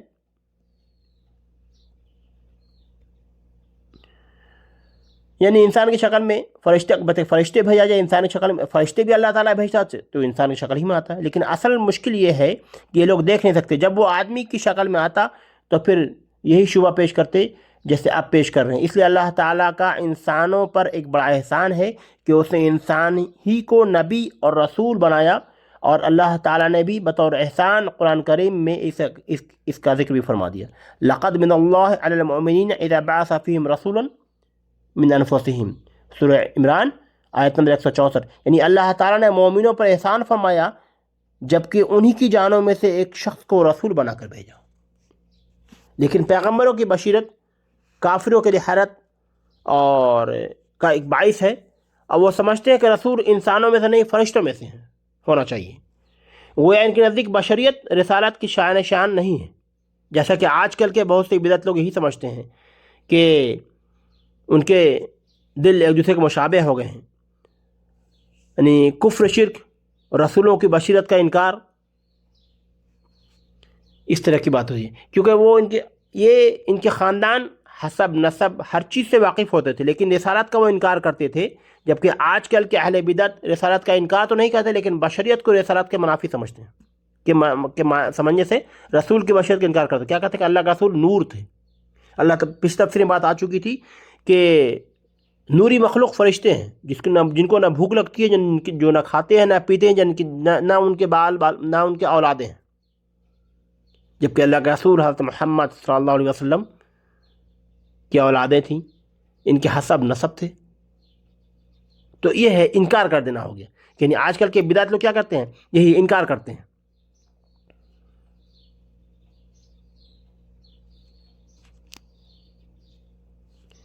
تو مطلب کہ جبکہ آج کل کا اہل بدعت رسالت کو انکار تو نہیں کرتے لیکن بشریت کے رسالت کے منافی میں خلاف سمجھتے ہیں، یعنی بشریت جو ہے وہ جو مطلب کہ بشر جو ہے انسان رسول رسالت کے منافی نہیں ہو سکتے، یہ ان کی سمجھ ہے ان کی۔ اور رسول کی بشرت کا انکار کرتے ہیں۔ بہرحال اللہ تعالیٰ نے اس آیت میں فرما رہا ہے کہ اگر ہم کافروں کے مطالبے پر کسی فرشتے کو رسول بنا کر بھیجتے یا اس رسول کی تصدیق کے لیے ہم کوئی فرشتہ نازل کرتے، جیسا کہ یہاں بھی ابھی اس آیت کی تلاوت کی گئی کہ وہ پھر بھی وہ اس پر ایمان نہ لاتے تو انہیں مہلت دیے بغیر اللہ ہلاک کر دیا تھا۔ یعنی اگر ہم فرشتے ہی کو رسول بنا کر بھیجنے کا فیصلہ کرتے تو ظاہری بات ہے اگر اصل فرشتے کی شکل میں آتا تو انسان اسے نہ دیکھ پاتے، یا انسان اس سے خوفزدہ ہو جاتے، یا مانوس ہونے کے بجائے وہ اسے دور بھاگتے، اس لیے انسانی شکل میں اگر بھیجا تھا۔ لیکن یہ تمہارے لیڈر پھر بھی یہی اعتراض پیش کرتے ہیں، یہ تو انسان ہی ہے، تو اس وقت بھی رسول کی بشرت کے حوالے سے پیش رہے تو پھر فرشتے کے بھیجنے کا کیا فائدہ؟ یہ ہے اللہ نے فرمایا کہ جب اللہ تعالیٰ نے مخلوق کو پیدا فرمایا تو عرش پہ لکھ دیا کہ یقیناً میری رحمت میرے غضب پر غالب ہے، یہ اللہ تعالیٰ نے لکھ دیا۔ جب مخلوق کو تخلیق کیا تو اللہ تعالیٰ نے فرش پہ لکھ دیا کہ ان رحمی تغلب عصبی، یعنی صحیح بخاری حدیث نمبر 7404، صحیح مسلم حدیث نمبر 2751، یعنی یقیناً میری رحمت میرے غضب پر غالب ہے، لیکن یہ رحمت قیامت والے دن صرف انہی اہل ایمان کے لیے ہوگی، کافروں کے لیے اللہ تعالیٰ سخت عذابناک ہوگا۔ مطلب کہ دنیا میں تو اس کی رحمت یقیناً عام ہے، جس سے مومن، کافر، نیک اور بد، فرما بردار، نافرمان سبھی فیض یاب ہو رہے ہیں۔ اللہ تعالیٰ کسی شخص کی بھی روزی نافرمانی کرنے کی وجہ سے بند نہیں کرتا، لیکن اس کی رحمت کا یہ عموم صرف دنیا کی حد تک ہے، دنیا سے آگے نہیں۔ آخرت کے دن اللہ تعالیٰ غضبناک ہوگا اس لوگوں پہ۔ قل لمن ما فی السماوات والارض قل اللہ کتب علی نفسہ الرحمہ لیجمعنکم الی یوم القیامۃ لا ریب فیہ الذین خسروا انفسہم فہم لا یؤمنون۔ آپ کہہ دیجئے کہ جب اللہ کی ملکیت ہے، اللہ نے مہربانی فرماتا ہے، اپنے اوپر لازم فرما لیا، تو تم کو اللہ قیامت کے روز جمع کرے گا۔ اس میں کوئی شک نہیں، جن لوگوں نے اپنے آپ کو گھاٹے میں ڈالا وہ ایمان نہیں لائیں گے، اور اللہ ہی کا ملک ہے اور وہ سب کچھ رادن ہے۔ لَيَجْمَعَنَّكُمْ إِلَى يَوْمِ الْقِيَامَةِ، قیامت کے روز جمع کرے گا اللہ تعالیٰ۔ لا ریب فیہ، اس میں کوئی شک نہیں۔ الذین خسروا انفسہم فہم لا یؤمنون، جن لوگوں نے اپنے آپ کو گھاٹے میں ڈالا تو وہ ایمان نہیں لائیں گے۔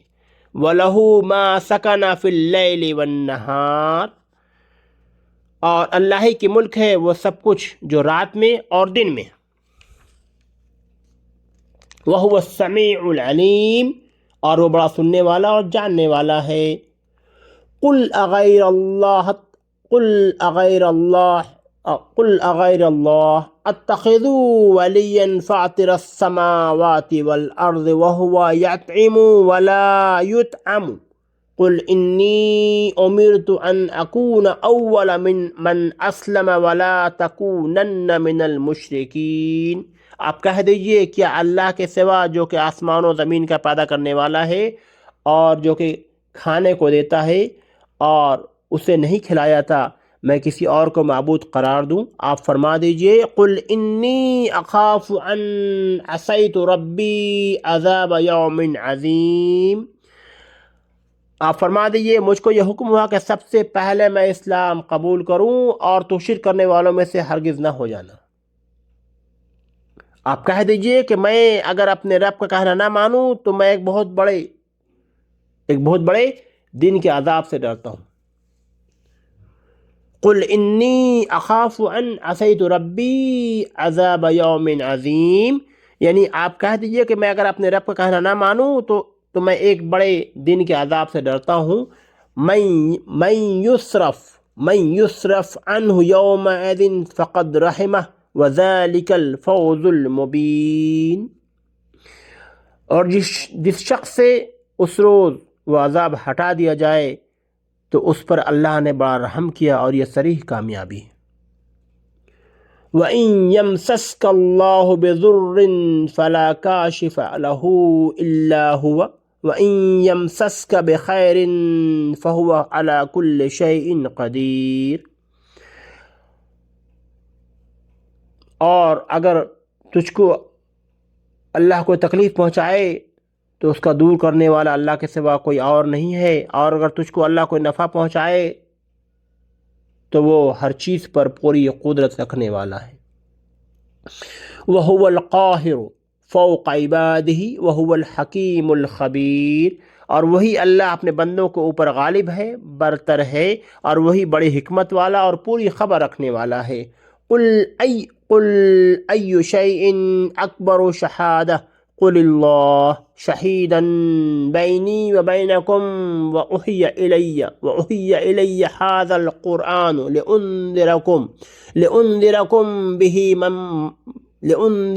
بِهِ وَمَنْ بَلَغَ أَئِنَّكُمْ لَتَشْهَدُونَ أَنَّ مَعَ اللَّهِ إِلَٰهًا أُخْرَىٰ قُلْ لَا أَشْهَدُ قُلْ إِنَّمَا هُوَ إِلَٰهٌ وَاحِدٌ وَإِنَّنِي بَرِيٌّ مِّمَّا تُشْرِكُونَ۔ اور وہی بڑی حکمت والا، بڑی خبر رکھنے والا ہے۔ آپ کہہ دیجئے کوئی گواہی دینے کے لیے سب سے بڑی چیز کون ہے؟ آپ کہہ دیجئے اللہ، وہ میرے اور تمہارے درمیان گواہ ہے، اور میرے طرف یہ قرآن وحی کیا گیا ہے تاکہ میں اس کے ذریعے سے تم کو اور جس کو یہ قرآن پہنچے ان سب کو ڈراؤں۔ کیا تم سچ مچ یہی گواہی دو گے؟ اللہ کے ساتھ کچھ اور معبود بھی ہیں؟ آپ کہہ دیجئے میں تو گواہی نہیں دیتا، آپ فرما دیجئے بس وہ تو ایک ہی معبود ہے، اور بے شک میں تمہارے شرک سے بیزار ہوں۔ اننی بری مما تشرکون، بے شک میں تمہارے شرک سے بیزار ہوں۔ الذین آتیناہم الکتاب یعرفونہ کما یعرفون ابناءہم الذین خسروا انفسہم فہم لا یؤمنون۔ جن لوگوں کو ہم نے کتاب دی اور رسول کو اسی طرح پہچانتے ہیں جس طرح اپنے بیٹوں کو پہچانتے ہیں، جن لوگوں نے اپنے آپ کو گھاٹے میں ڈالا تو وہ ایمان نہیں لائیں گے۔ وَمَنْ أَظْلَمُ مِمَّنِ افْتَرَىٰ عَلَى اللَّهِ كَذِبًا أَوْ كَذَّبَ بِآيَاتِهِ إِنَّهُ لَا يُفْلِحُ الظَّالِمُونَ۔ اور ان سے زیادہ بے انصاف کون ہوگا جو اللہ پر جھوٹ بہتان باندھے یا اللہ کی آیت کو جھوٹا بتلائے؟ ایسے بے انصافوں کو کامیابی نہیں ہوگی۔ انہو لا یفلح الظالمون، ایسے بے انصافوں کو کامیابی نہیں ہوگی۔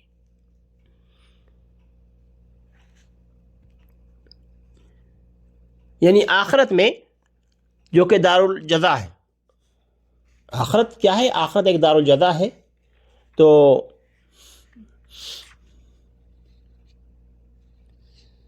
دنیا میں تو اللہ کی رحمت بتایا تھا کہ عام ہے، اور دنیا کی اللہ کی رحمت جو ہے ہر کسی کو ملتی ہے، چاہے وہ شرک کرنے والا ہو، بدعت کرنے والا ہو، کافر ہو، ایمان والا ہو، سب کو ملتی ہے، روزی سب کو ملتی ہے، کسی کی روزی نہیں روکی جاتی۔ لیکن اللہ کی رحمت یہ صرف دنیا تک ہے، دنیا کے بعد نہیں۔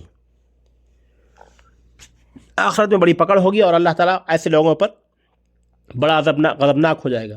آخرت جو کہ دارالجزا ہے، وہاں اللہ کی صفت عدل کا کامل ظہور ہوگا، جس کے نتیجے میں اہل ایمان دامان رحمت میں جگہ پائیں گے، اور اہل کفر فسق جہنم کے دائمی عذاب کے مستحق ٹھہریں گے۔ اس لیے قرآن میں کہا گیا سورہ اعراف آیت نمبر 156 کہ اور میری رحمت تمام اشیاء پر محیط ہے، تو وہ رحمت ان لوگوں سے نام ضرور لکھوں گا جو اللہ سے ڈرتے تھے اور زکوٰۃ دیتے تھے اور جو میری آیتوں پر ایمان لاتے تھے۔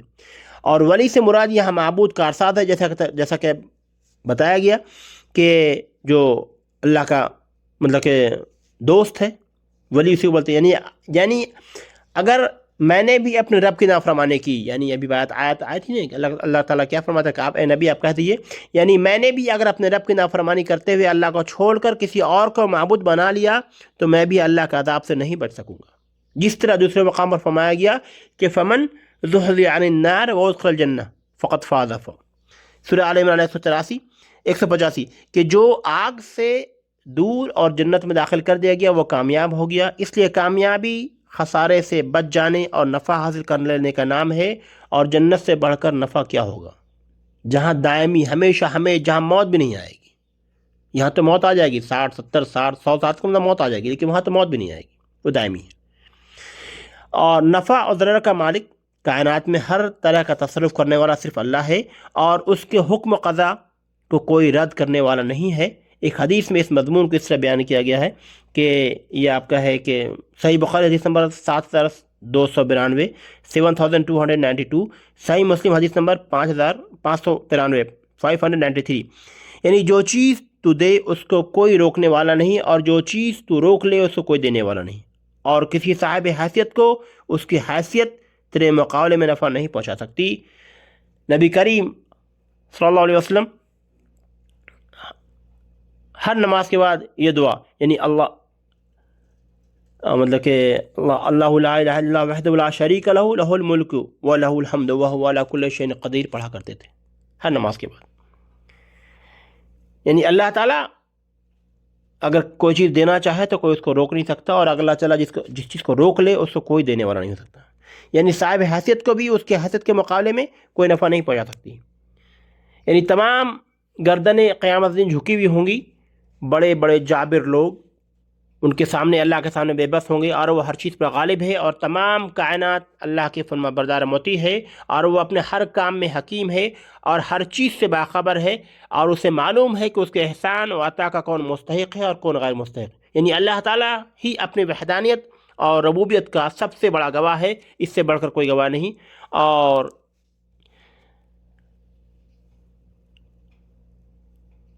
ربیع بن انس کہتے ہیں اس کے بارے میں کہ اب جس کے پاس بھی یہ قرآن پہنچ جائے اور اگر وہ سچا متبع رسول ہے تو اس کی ذمہ داری ہے کہ وہ بھی لوگوں کو اللہ کی طرف بلائے، جس طرح رسول اکرم صلی اللہ علیہ وسلم نے لوگوں کو دعوت دی، اسی طرح ڈرائے جس طرح آپ نے لوگوں کو ڈرایا۔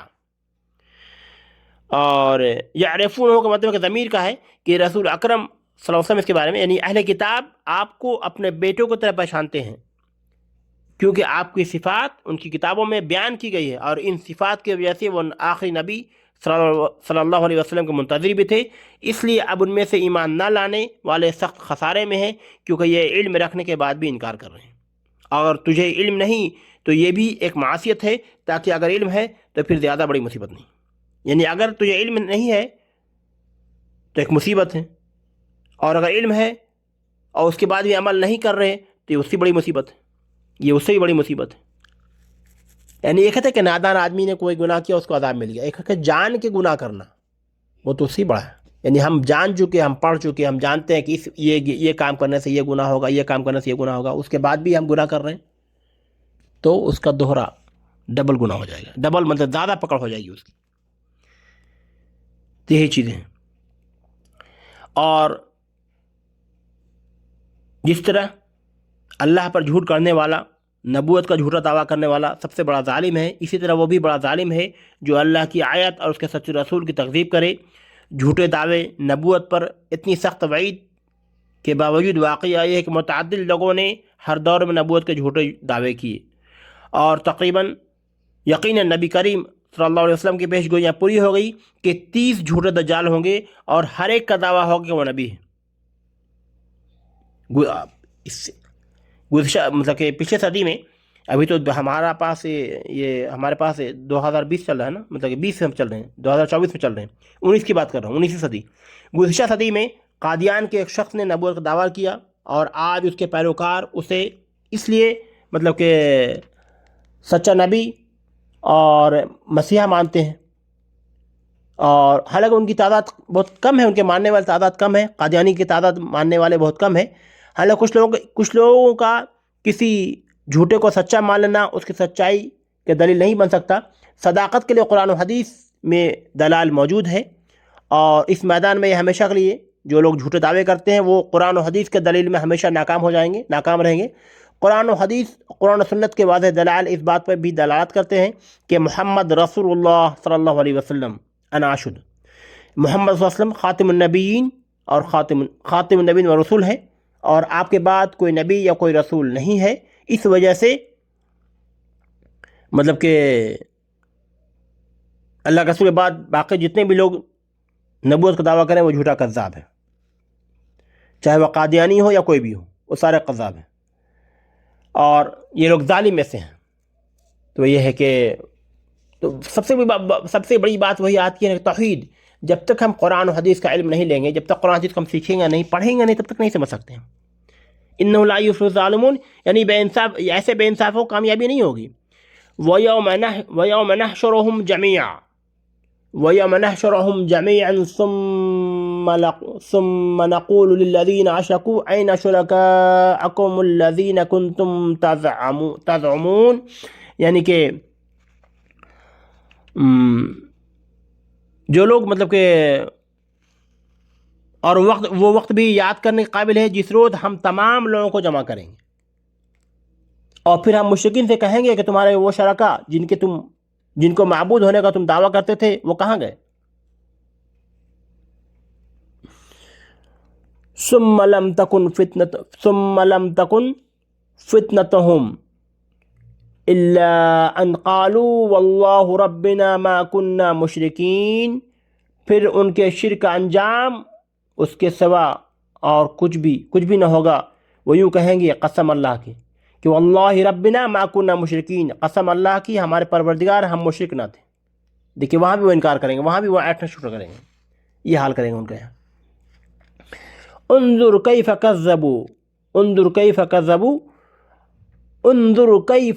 کذبوا علی انفسہم وضل عنہم ما كانوا یفترون، ذرا دیکھو تو انہوں نے کس طرح جھوٹ بولا اپنے جانوں پر، اور وہ جھوٹ الزام تراشا کرتے تھے، وہ ان سے غائب ہو گئے جس کو وہ معبود مانتے تھے۔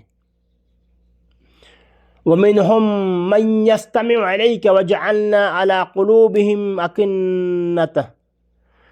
أَكِنَّةً أَنْ يَفْقَهُوهُ وَفِي آذَانِهِمْ وَقْرًا وَإِنْ يَرَوْا كُلَّ آيَاتٍ لَا يُؤْمِنُوا بِهَا حَتَّى إِذَا جَاءُوكَ يُجَادِلُونَكَ يَقُولُ الَّذِينَ كَفَرُوا إِنْ هَذَا إِلَّا أَسَاطِيرُ الْأَوَّلِينَ۔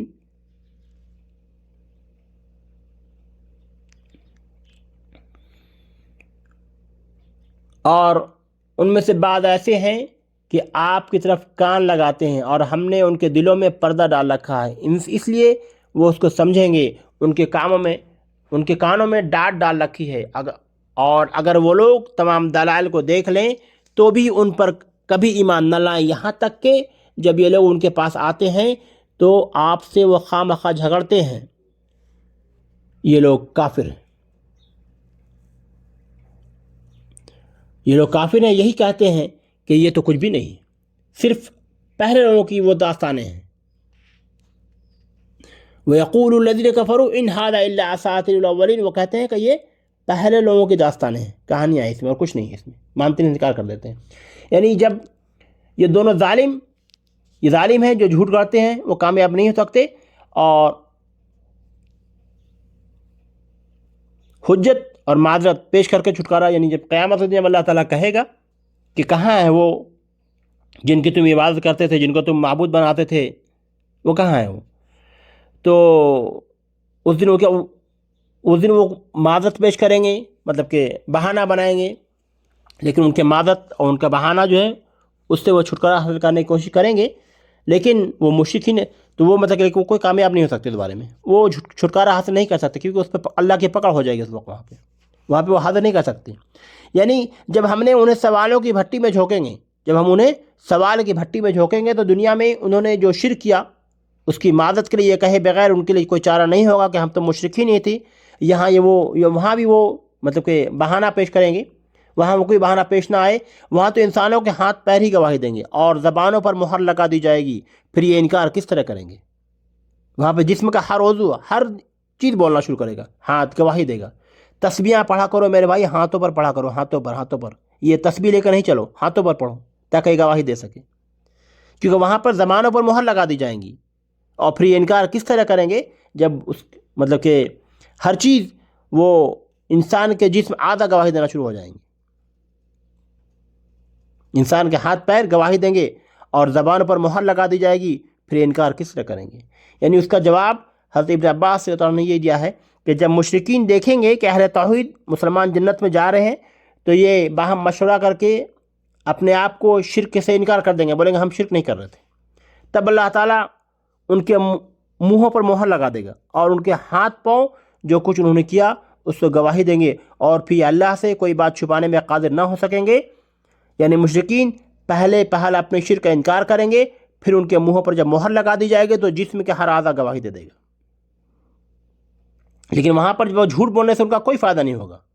جس طرح بعض دفعہ دنیا میں انسان ایسا محسوس کرتا ہے، اسی طرح ان کے معبود باطلہ بھی، جن کو وہ اللہ کا شریک، اپنا حمایتی، مددگار اور سفارشی سمجھتے ہیں، سب غائب ہو جائیں گے، اور وہاں ان پر شرک کی مطلب کہ جتنا بھی شرک کیے اس کی حقیقت سامنے ہو جائے گی، اور وہاں اس خرابی کے ازالے کی کوئی صورت نہیں ہوگی۔ جتنا کچھ خرابی ہے اس کی ازالے کی کوئی صورت نہیں ہوگی وہاں پہ۔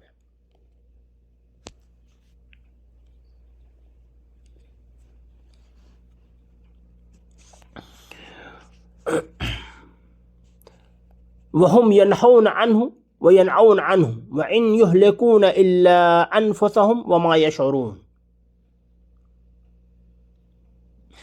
اور یہ لوگ اس سے دوسروں کو بھی روکتے ہیں اور خود بھی اسے دور رہتے ہیں، اور یہ لوگ اپنے آپ کو تباہ کر رہے ہیں اور جو کچھ خبر نہیں رکھتے۔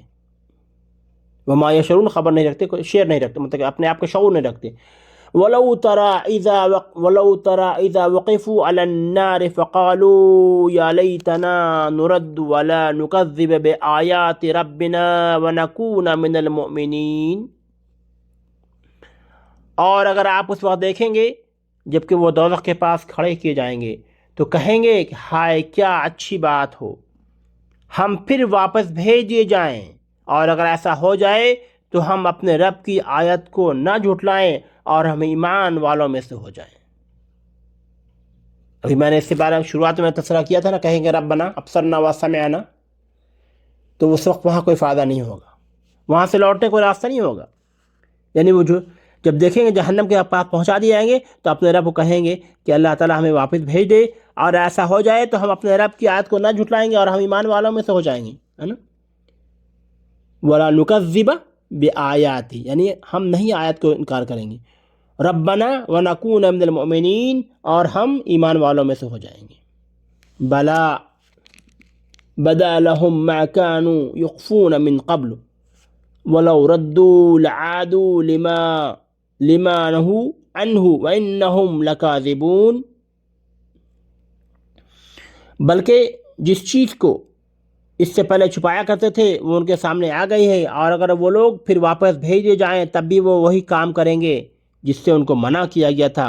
یقیناً وہ بالکل جھوٹے ہیں، یقیناً وہ بالکل جھوٹے ہیں۔ وَإِنَّهُمْ لَكَاذِبُونَ، یقیناً وہ لوگ بالکل جھوٹے ہیں۔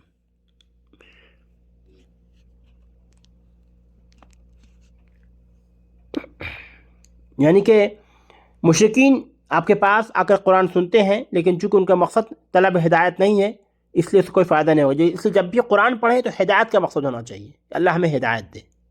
صرف ہم کو 4 آیت 10 آیت اور مطلب کہ نصف اور 1 ربع اور ایک پارہ ہم کو ڈیلی پڑھ لینا ہے، یہ پڑھ لینا کا مقصد نہیں ہونا چاہیے، بلکہ ہدایت کا مقصد ہونا چاہیے، قرآن ہدایت کا۔ دیکھیں اللہ تعالیٰ نے بالکل وعدے کہا کہ مشرکین آپ کے پاس اگر قرآن سنتے ہیں لیکن چونکہ ان کا مقصد ہدایت نہیں ہے اس لیے وہ ہدایت نہیں پا سکتے، فائدہ نہیں ہے۔ اس لیے الاعمال بالنیت، عمل کا دار و مدار نیت پر ہے۔ میرا مقصد صرف قرآن پڑھنا، ہم ڈیلی ایک قرآن پڑھیں، ڈیلی ایک پارہ پڑھیں، ڈیلی ایک پارہ پڑھیں، یہ پڑھنا مقصد ہو گیا۔ ہمارا مقصد ہونا چاہیے کہ ہم ہدایت، اللہ تعالیٰ ہمیں ہدایت دے دے، اللہم اہدنی اللہم اہدنی اللہم اہدنی، اللہ ہم کو ہدایت دے، اللہ ہم کو ہدایت دے، یہ مقصد ہونا چاہیے۔ جب اس کے مقصد سے پڑھیں گے اور ہم تھوڑا سا پڑھیں گے، 2 آیت 4 آیت 6 آیت پڑھیں گے، اس پر ہم تدبر کریں گے، سوچیں گے ہم، اور اس کے معنی پہ غور کریں گے تو اللہ تعالیٰ ضرور ہمیں ہدایت دے گا، کیونکہ اللہ تعالیٰ کی ہدایت جو ہے نا ہماری چاہت پر منحصر کرتی ہے۔ ہم جب چاہیں گے تبھی ہدایت ملے گی۔ اللہ تعالیٰ نے کہا کہ میری ہدایت کا دروازہ کھلا ہوا ہے، لیکن وہ انحصار کرتا ہے تمہاری چاہت پر، یعنی تمہاری چاہت ہوگی تو ہدایت ملے گی، چاہت نہیں ہوگی تو ہدایت نہیں ہوگی۔ اگر آپ چاہیں گے ہم کو مسجد جانا ہے، وضو کریں گے، مسجد کی اور جائیں گے تو آپ کو جماعت مل جائے گی، اور جب چاہیں گے ہی نہیں، دیکھا جائے گا بعد میں، تو پھر نہ نماز ملے گی نہ وضو کریں گے آپ۔ جب ہم کو بھوک لگتی ہے، ہم چاہیں گے ہم کھانا ہم ہاتھ دھو کے دسترخوان پر پہنچتے ہیں تو کھانا ہے، ہم چاہیں گے نہیں تو کیا کھانا خود بخود میرے پاس آ جائے گا؟ ہدایت اپنے آپ نہیں آتی جب تک ہدایت کو آپ چاہیں گے نہیں. ایک مثال بتایا میں نے آپ کو، اس لیے چاہنا مانگتے. ہدایت چاہت پر منحصر کرتا ہے، یعنی چاہت ہوگی تو ہدایت ملے گی، چاہت نہیں تو ہدایت نہیں ہوگی. آپ دیکھیں ہزاروں لاکھوں لوگ ملیں گے آپ کو جو کروڑوں ارب پتی ہیں، اللہ کے گھر کی دیدارت نہیں ہو سکی ان کے پاس. موت نے موقع نہیں دیا، زندگی نے فرصت نہیں دی ان کو، مطلب کہ اربوں کے مالک رہے وہ. اور کچھ غریب لوگ ملیں گے آپ کو جنہوں نے پیسہ جوڑ جوڑ کے بھی کیا اللہ کے گھر کی زیارت کر لی، حج کی، عمرے کر لیے. یعنی ایک عمل صالح کیا، میں یہ نہیں بولتا ہوں، لیکن ایک عمل صالح ہے. تو یہ چاہت پر مثال چاہت کی ہو رہی ہے. مثال میں چاہت کی دے رہا ہوں کہ چاہت تھی ان کے اندر تو اللہ نے ذریعہ بنا دیا، راستے نکال دے گا اللہ. اور جب چاہت نہیں ہو تو ہدایت کا راستہ نہیں مل سکتا. اس سے سب سے بڑی بات ہے چاہت کے بارے میں.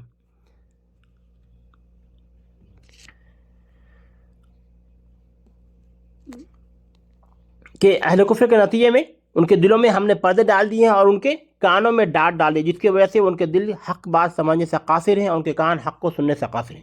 یعنی وہ گمراہی کے ایسے دلدل میں پھنس گئے ہیں کہ بڑے سے بڑا معجزہ بھی دیکھ لیں تب بھی وہ ایمان لانے کی توفیق سے محروم رہیں گے. اور ان کا جو بغض ہے، حسد اتنا بڑھ گیا ہے کہ وہ قرآن کریم کو پہلے لوگوں کی کہانیاں سمجھتے ہیں. یعنی عام لوگوں کو آپ صلی اللہ علیہ وسلم سے اور قرآن سے یعنی عام لوگوں کو آپ صلی اللہ علیہ وسلم سے اور قرآن سے وہ روکتے تھے تاکہ وہ ایمان نہ لائیں اور خود بھی وہ دور رہتے تھے. یہ منافقین کی حرکت تھی. یعنی لوگوں کو روکنا اور خود بھی دور رہنا، اس سے ہمارا یا ہمارے پیغمبر کا کیا بگڑے گا؟ اس طرح کے کام کر کے وہ خود ہی بے شعوری میں اپنے آپ کو ہلاک کر رہے ہیں. اور یعنی یہاں جب پکڑ ہوگی ان کی، جب جہنم کے پاس کھڑے کر دیے جائیں گے تو کیا کہیں ہم کو اللہ واپس بھیج دے، ہم تو ایمان لانے والے میں سے ہو جائیں گے. یعنی وہاں سے دوبارہ دنیا میں آنا ممکن نہیں ہوگا، اور وہ اپنی اس آرزو کی تکمیل، تاکہ وہ اپنی آرزو کی تکمیل کر سکیں کہ ہم کو دوبارہ واپس بھیجیں، یہ ممکن نہیں ہو سکے گا. کافروں کی اس آرزو کا قرآن نے متعدد مقامات میں ذکر کیا ہے. ربنا اخرجنا منہا، یعنی کہ سورہ مومنین میں دیکھیے آپ آیت نمبر 108، آیت نمبر 107 اور آیت نمبر 23. یعنی اے ہمارے رب ہمیں اس جہنم سے نکال لے، اگر ہم دوبارہ تیری نافرمانی کریں گے تو یقیناً ہم ظالم ہیں. اور اللہ تعالیٰ فرمائے گا اسی میں ذلیل خوار پڑے رہو اور مجھ سے بات نہ کرو.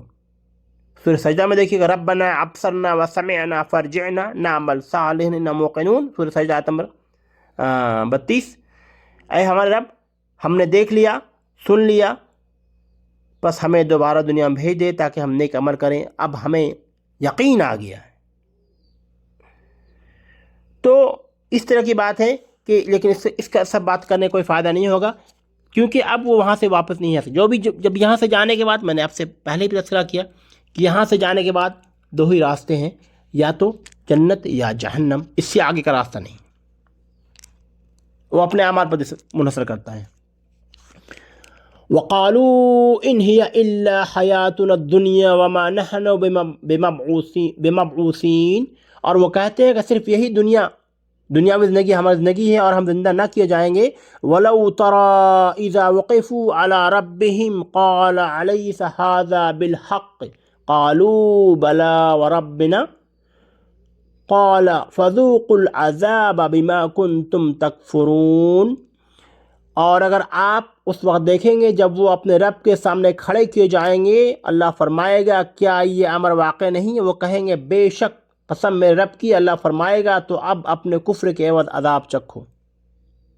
فذوقوا العذاب بما کنتم تکفرون، اپنے کفر کے عوض عذاب چکھو. قد خسر الذين كذبوا بلقاء الله حتى إذا جاءتهم الساعة بغتة قالوا يا حسرتنا على ما فرطنا فيها وهم يحملون أوزارهم على ظهورهم ألا ساء ما يذرون. بے شک خسارے میں پڑے رہو وہ لوگ جنہوں نے اللہ سے ملاقات کی حقیقت کو جھٹلایا، یہاں تک کہ جب وہ متعین وقت ان پر اچانک پہنچے گا تو کہیں گے ہائے افسوس ہماری کوتاہی پر جو اس کے بارے میں ہوئی. اور حالات ان کی یہ ہو گئی کہ وہ اپنے بوجھ کمر پر لادے ہوں گے. خوب سن لو، بری ہوگی وہ چیز جس میں وہ ڈالے جائیں گے.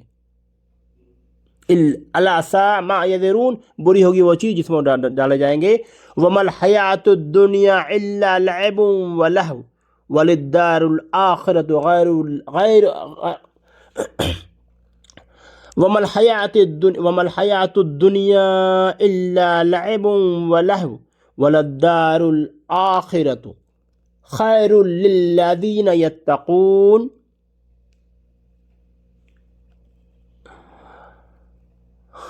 اور یہ دنیاوی زندگی تو کچھ نہیں ہے، صرف لہو و لعب کے علاوہ، اور آخرت کا گھر متقیوں کے لیے بہتر ہے.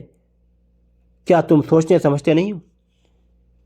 یعنی کفر عناد کے بنیاد پر جب وہ ظاہر ہو جائے گا آخرت میں، تو جو کچھ وہ چھپاتے تھے اور جس کا وہ انکار کرتے تھے، تو وہاں بھی وہ کہیں گے ما کننا مشرکین، یعنی ہم مشرک نہ تھے. تو یا رسول اللہ صلی اللہ علیہ وسلم اور قرآن کی صداقت کا علم جو ان کے دلوں میں تھا وہ اپنے پیروکاروں سے چھپاتے تھے، وہاں ظاہر ہو جائے گا. اور منافقین کا وہ نفاق جو وہاں ظاہر ہوگا وہ سب کچھ ہو جائے گا جسے وہ دنیا میں اہل ایمان سے چھپاتے تھے. یعنی وہ تمنا کریں گے دوبارہ دنیا میں آنے کی خواہش لانے کے لیے کہ ہمیں دوبارہ دنیا میں بھیج دیا جائے تو ہم ایمان لے آئیں. یعنی دوبارہ دنیا میں آنے کی خواہش ایمان لانے کے لیے نہیں ہے، صرف عذاب سے بچنے کے لیے تھا جو ان پر قیامت کے دن ظاہر ہو جائے گا اور جس کا وہ معائنہ کر لیں گے. اور ورنہ اگر یہ دنیا میں دوبارہ بھیج جائیں تب بھی وہ وہی کچھ کریں گے جو پہلے کرتے تھے. بعث بعد الموت، مرنے کے بعد بھی دوبارہ جی اٹھنے کا انکار کرنے والے لوگ جو کافر کرتا ہے، اس حقیقت سے انکار ہی دراصل ان کے کفر عصیان کی سب سے بڑی وجہ ہے. ورنہ اگر انسان کے دل میں صحیح معنوں میں عقیدہ توحید اور عقیدہ آخرت کا صداقت راسخ ہو جائے، مان جائے، تو کفر و عصیان کے راستے سے فوراً طائب ہو جائے گا انسان. یعنی آنکھوں سے مشاہدہ کرنے کے بعد بھی وہ اعتراف کر لیں گے کہ آخرت کی زندگی واقعی برحق ہے، لیکن وہاں اس اعتراف کا ان کا کوئی فائدہ نہیں ہوگا، اور اللہ تعالیٰ ان سے فرمائے گا اب تم اپنے کفر کے بدلے عذاب کا مزہ چکھو. قال فذوقوا العذاب بما کنتم تکفرون، اور اللہ تعالیٰ کہے گا کہ اب تم اپنے عذاب کا، اپنے کفر کے عوض عذاب کا مزہ چکھو. یعنی جو کفر کیا اس کے بدلے میں اپنے عذاب کا مزہ چکھو. اللہ کی ملاقات کی تکذیب کرنے والے جس خسارے نامرادی سے دوچار ہوں گے، اپنی کوتاہیوں پر جس طرح وہ نادم ہوں گے اور برے اعمال کا جو بوجھ اپنے اوپر لادے ہوں گے، اس آیت میں اس کا ایک نقشہ کھینچا گیا ہے. یعنی کہ قیامت کی تیاری اور تصدیق کے معاملے میں جو کوتاہی ہم سے ہوئی ہے، جو ہو رہی ہے، اس کے ایک نقشہ ہے کہ اس دن وہ بوجھ اٹھایا جائے گا، کمر پہ بوجھ اٹھا کے لے کے چلے گا اس دن وہ انسان جو اگرچہ عبادت میں موجود نہیں، لیکن سیاق میں یہ ہے کہ نقصان خسارہ سودے میں ہوتا ہے، اور مراد اس سودے سے جو ایمان کے بدلے کفر خرید کر ایمان انہوں نے کیا ہے. یعنی جو لوگ دنیاوی زندگی کو خرید لیے آخرت کی زندگی کے بدلے میں، یعنی کفر کو ترجیح دیے توحید کے بنیاد پر، شرک بدعت پر معمور ہو گئے، تو ان لوگوں کے بارے میں جو ایمان کے بدلے کفر خرید کر انہوں نے کیا کیا، یعنی یہ سودا کر کے انہوں نے سخت کوتاہی کی، یہ خسارے کا سودا ہے. یعنی انہوں نے اپنی زندگی میں برائیاں، کفر و شرک کا ارتکاب کر کے جو کوتاہیاں کی اور تکذیب کی، انبیاؤں کو تکذیب کی اور انبیاؤں کی بات ماننے سے انکار کر دیا، تو یہ ہے کہ مطلب کہ انہوں نے اپنے آپ کو نہیں بلکہ اس کا انکار کر دیا پورے. تو مقصد یہ ہے کہ دین سیکھنا ہو تو آپ سب سے پہلے توحید پہ اپنے عقیدے کی اصلاح کریں. جب تک عقیدے کی اصلاح نہیں ہوگی تب تک دین نہیں سیکھ پائیں گے. دین سیکھنے کا بنیادی وجہ عقیدہ ہے. سب سے پہلے عقیدہ کی اصلاح کیجیے، اور عقیدہ وہ ہو جو اللہ کے رسول اور صحابہ کا عقیدہ تھا. آپ یقین کریں، آپ دیکھیں وہ چیز کہ میں آپ کے سوالات جواب بھی اسی میں شامل کر کے دے رہا ہوں کیونکہ وقت ختم ہو چکا، مکمل ہو چکا ہے، پھر بھی میں آپ کو آپ کے سوال کا جواب اس میں دے رہا ہوں. آپ یقین کر کے دیکھیں کہ عقیدہ کی بگاڑنے سے کیا کچھ ہوتا ہے، سوائے تباہی، بربادی، گمراہی کچھ نہیں ہے عقیدہ بگاڑنے سے. اور عقیدہ وہ جو اللہ کے رسول کا عقیدہ، اللہ کے رسول کے طریقے پر چلنا، اور اللہ کی بات ماننا، اللہ کے رسول کے طریقے پر چلنا، اور صحابہ کی بات ماننا. اللہ کے رسول کیا فرما رہے تھے کہ ما انا علیہ واصحابی، جو مجھ پر میرے صحابے پر چلا وہی کامیاب ہو گیا. اس وقت کون سے حنفی تھے میرے بھائی؟ کیا ابوبکر صدیق رضی اللہ تعالیٰ عنہم، عمر بن خطاب رضی اللہ تعالیٰ عنہم، عثمان بن عفان رضی اللہ تعالیٰ عنہم، حضرت علی رضی اللہ عنہم، اور تمام صحابہ کیا وہ حنفی تھے؟ کون سی مسلک کے تھے ماننے والے؟ وہ ایک جماعت تھی، جو جماعت سے باہر نکلا وہ ہلاک ہو گیا. یہ حدیث کا مفہوم ہے. غور کرو حدیث کو، جو اس سے پہلے میں اس حدیث کے بارے میں بیان کر چکا ہوں، اور سوال جو آیا ہے اسی پر ہے. اس پہ کس سے پہلے میں بیان کر چکا ہوں کہ یہ حدیث آ چکی تھی. کہ جو جماعت سے باہر نکلا وہ ہلاک ہو گیا، جب تک کہ وہ توبہ کر کے واپس نہ آ جائے۔ اس وقت کون سے مذہب تھے؟ کہ حنفی تھے، کہ شافعی تھے، کہ مالکی تھے، کہ دیناری تھے، کہ قاضی تھے، کہ چشتی تھے، کہ سہروردی تھے، جو آج ہم اپنے آپ کو جوڑ کے رکھتے ہوئے ہیں، جو ہم نے آج جوڑا ہے اس کو دیکھیں، یہی جوڑ کے رکھا ہے نا۔ آپ غور کریں، دیکھ لیں، یہ بات بالکل بالکل تلخ حقیقت ہے جو میں آپ کے سامنے بیان کروں اور آپ کے سوال کا جواب بھی دے رہا ہوں کہ کوئی مسلک نہیں تھا، کہ 1906 سے پہلے کوئی اہل حدیث نہیں تھا۔ لکھ لیجئے آپ بات کو، نوٹ کر لیجئے اس بات کو، کہ 1906 سے پہلے کوئی اہل حدیث نہیں تھا، 1896 سے پہلے کوئی بریلوی نہیں تھا۔ جائیے آپ تواریخ پڑھ کر دیکھیں، 1896 سے پہلے کوئی بریلوی نہیں تھا، 1867 سے پہلے کوئی دیوبندی نہیں تھا، 250 ہجری سے پہلے کوئی حنبلی نہیں تھا، 206 ہجری سے پہلے کوئی مالکی یا شافعی نہیں تھا، اور 150 ہجری سے پہلے کوئی حنفی یا جعفری نہیں تھا، جبکہ سب محمد صلی اللہ علیہ وسلم کے دنیا سے جانے کے بعد کوئی سنی یا شیعہ نہیں، بلکہ سب محمدی تھے، سب مسلمان تھے، جو آج کے دور میں کہیں نظر نہیں آتے۔ آپ جائیں، میں نے آپ کو بالکل ڈیٹ بائی ڈیٹ بتا دیا، آپ تواریخ کا تحقیق کر لیں، آپ تصدیق کر لیں، آپ جا کے کہیں سے بھی۔ تو عقیدت کا ہے، عقیدت کا کیجیے، جب تک عقیدہ کی اصلاح نہیں ہوگی تب تک کامیابی نہیں ہو سکتی ہے۔ عقیدہ کی اصلاح کرنا بہت ضروری ہے۔ اللہ انی اعوذ بک من ضیق الدنیا و ضیق یوم القیامہ۔ عقیدہ کی اصلاح بہت ضروری ہے، یہ میں نے آپ کو بتا دیا ڈیٹیل کے ساتھ، کب کون سے تھے، کون سا مسلک آیا سامنے میں۔ اور یہ حدیث مفہوم ہے نا کہ میری امت 73 فرقوں میں بٹ جائے گی، جن میں سے صرف ایک فرقہ جنتی ہوگا، باقی سب جہنمی۔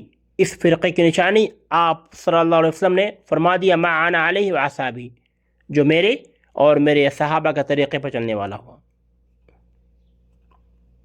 ٹھیک ہے، یہ باب الشرح 4596۔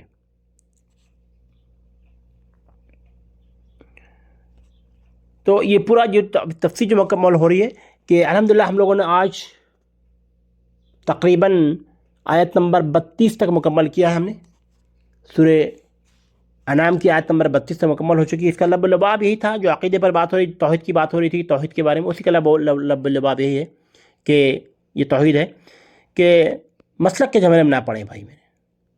اور آپ کا ایک سوال تھا جمعہ کے بارے میں، کہ دیکھیے جمعہ کے خطبے کی اہمیت جو ہے، یوں تو مسلمان کا کانفرنسوں اور اجتماعات واضح نصیحت کے مجلس میں بھی بے شمار ملتے ہیں آپ کو، لیکن جمعہ کی خطبہ ہوتا ہے وہ ایک، وہاں آپ کہیں کانفرنس میں جائیں گے، کہیں آپ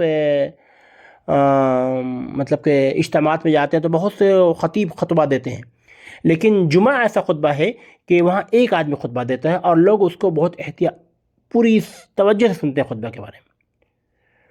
تو جمعہ کے دن مسجد میں اس وقت پہنچتے ہیں جب اور ہمارا حال یہ ہے کہ ہم جمعہ کے دن مسجد اس وقت پہنچتے ہیں جب تقریباً آدھا خطبہ ختم ہو جاتا ہے، یا خطبہ ختم ہونے کے بالکل قریب ہوتا ہے تو ہم مسجد پہنچتے ہیں۔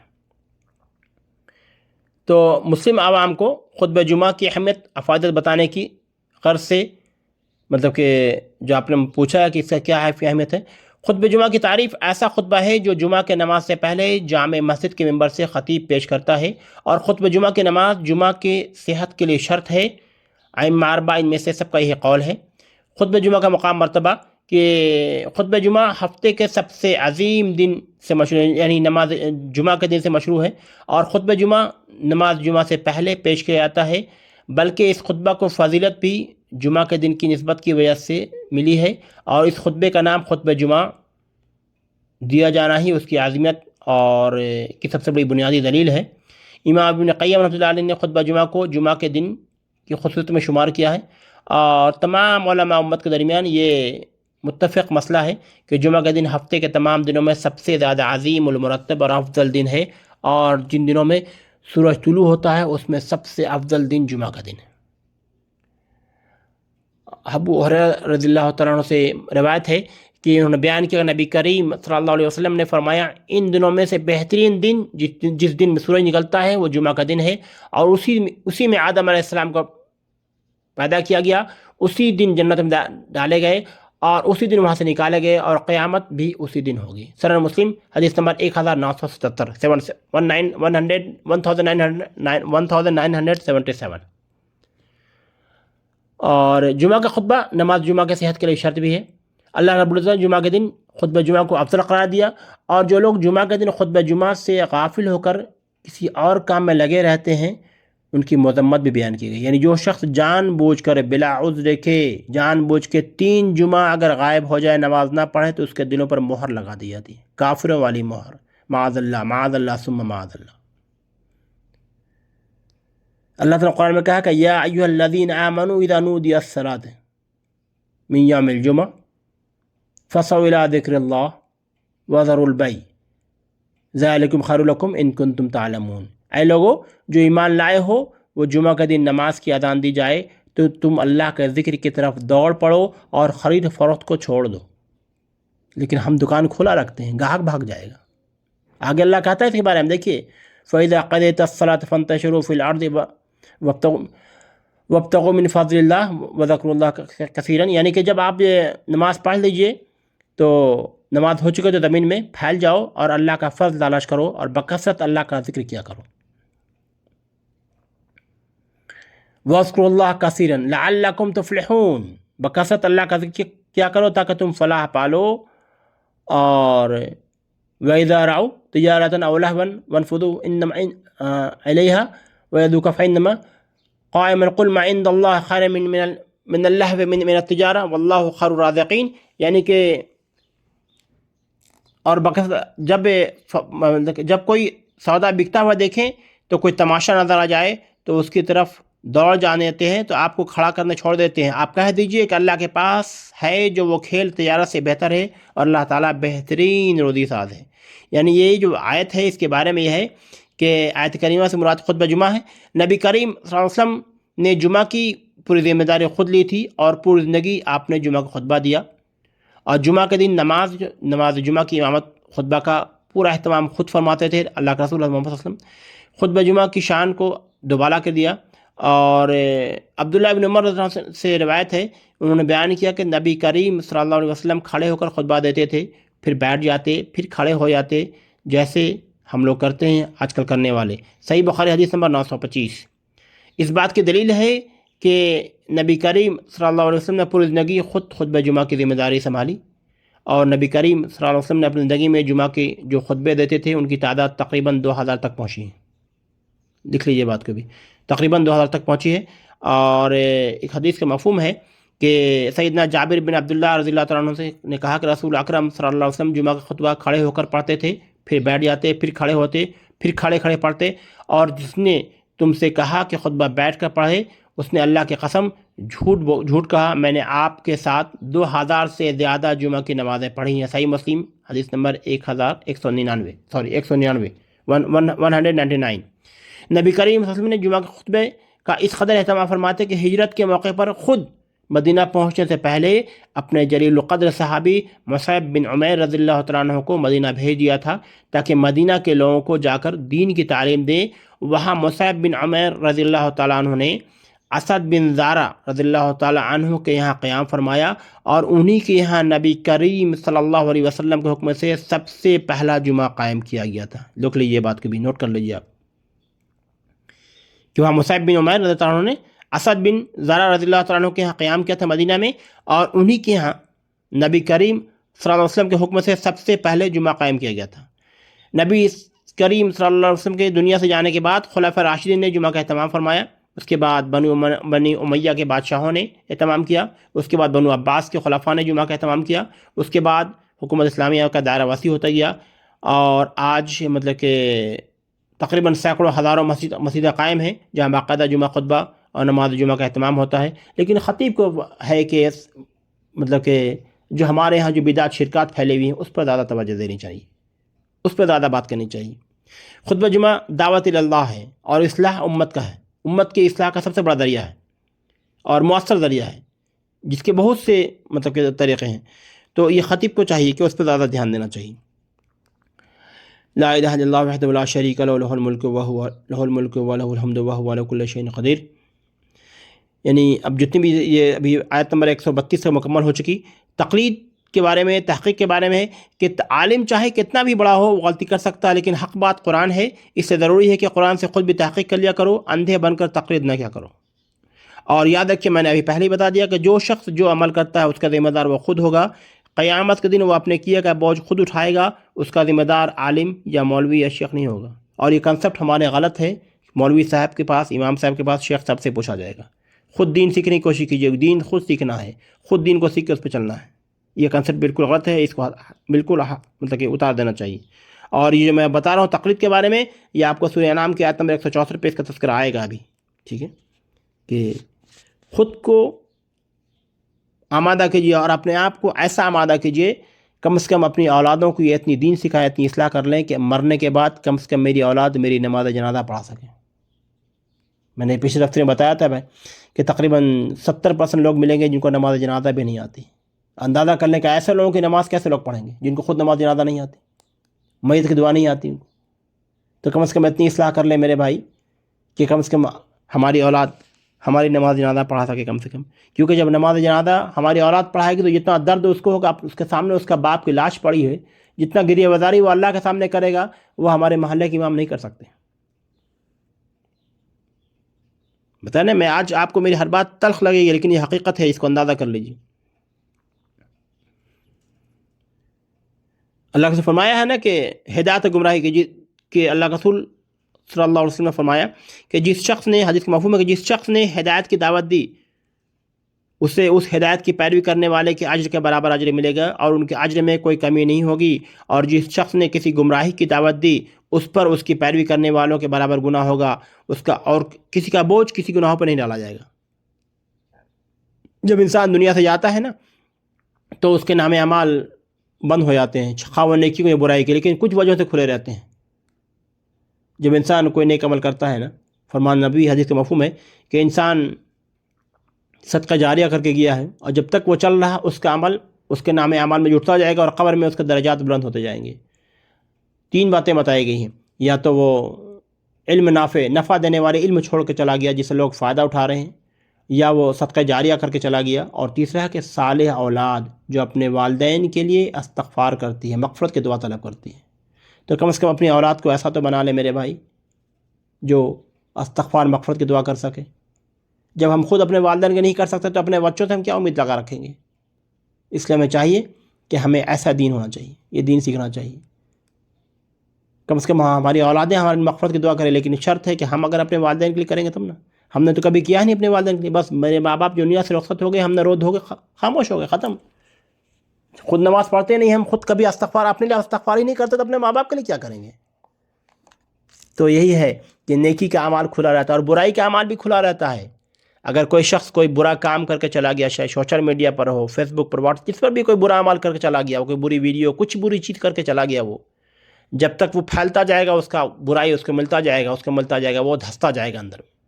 اس لیے اس کے خاص کا خیال کرنے کا ہے کہ لوگوں کو ہدایت کی جس نے دعوت دی اس کی پیروی کرنے والوں کے اجر کے برابر اس کو اجر ملے گا اور اس کے اجر میں کوئی کمی نہیں ہوگی، اور جس شخص نے کسی گمراہی کی دعوت دی اس پر اس کی پیروی کرنے والوں کے برابر گناہ کا بوجھ ہوگا اور ان کے گناہوں میں کوئی کمی نہیں ہوگی۔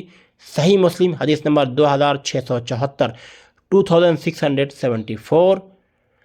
اللہ اور رسول کو ماننا کافی نہیں ہے، اللہ اور رسول کو منانا بھی ضروری ہے۔ اللہ رسول کو صرف کلمہ پڑھنا کافی نہیں بلکہ اس کی کلمے کی جو حق ہے اس کو ادا کرنا بھی ہے۔ اللہ اور رسول کو منانا کافی نہیں بلکہ اس کو ماننا، اللہ رسول کو ماننا صرف ماننا کافی نہیں بلکہ اس کو منانا بھی کافی ہے۔ آپ دیکھیے اللہ کا رسول کے لیے گردن کرانا تیار ہے لیکن مسجدوں میں سر جھکانے کو تیار نہیں ہے۔ اللہ کے رسول کی محبت کے لیے گردن کٹانے کو تیار ہے لیکن ان کی سنت کی اتباع کرنے کو تیار نہیں۔ اطاعت رسول، ابھی میں نے سب سے پہلے میں بتا دیا تھا آپ کو کہ اطاعت رسول ہی اصل میں دخول جنت کی بنیادی شرط ہے۔ یہ ہے کس کے بارے میں، اور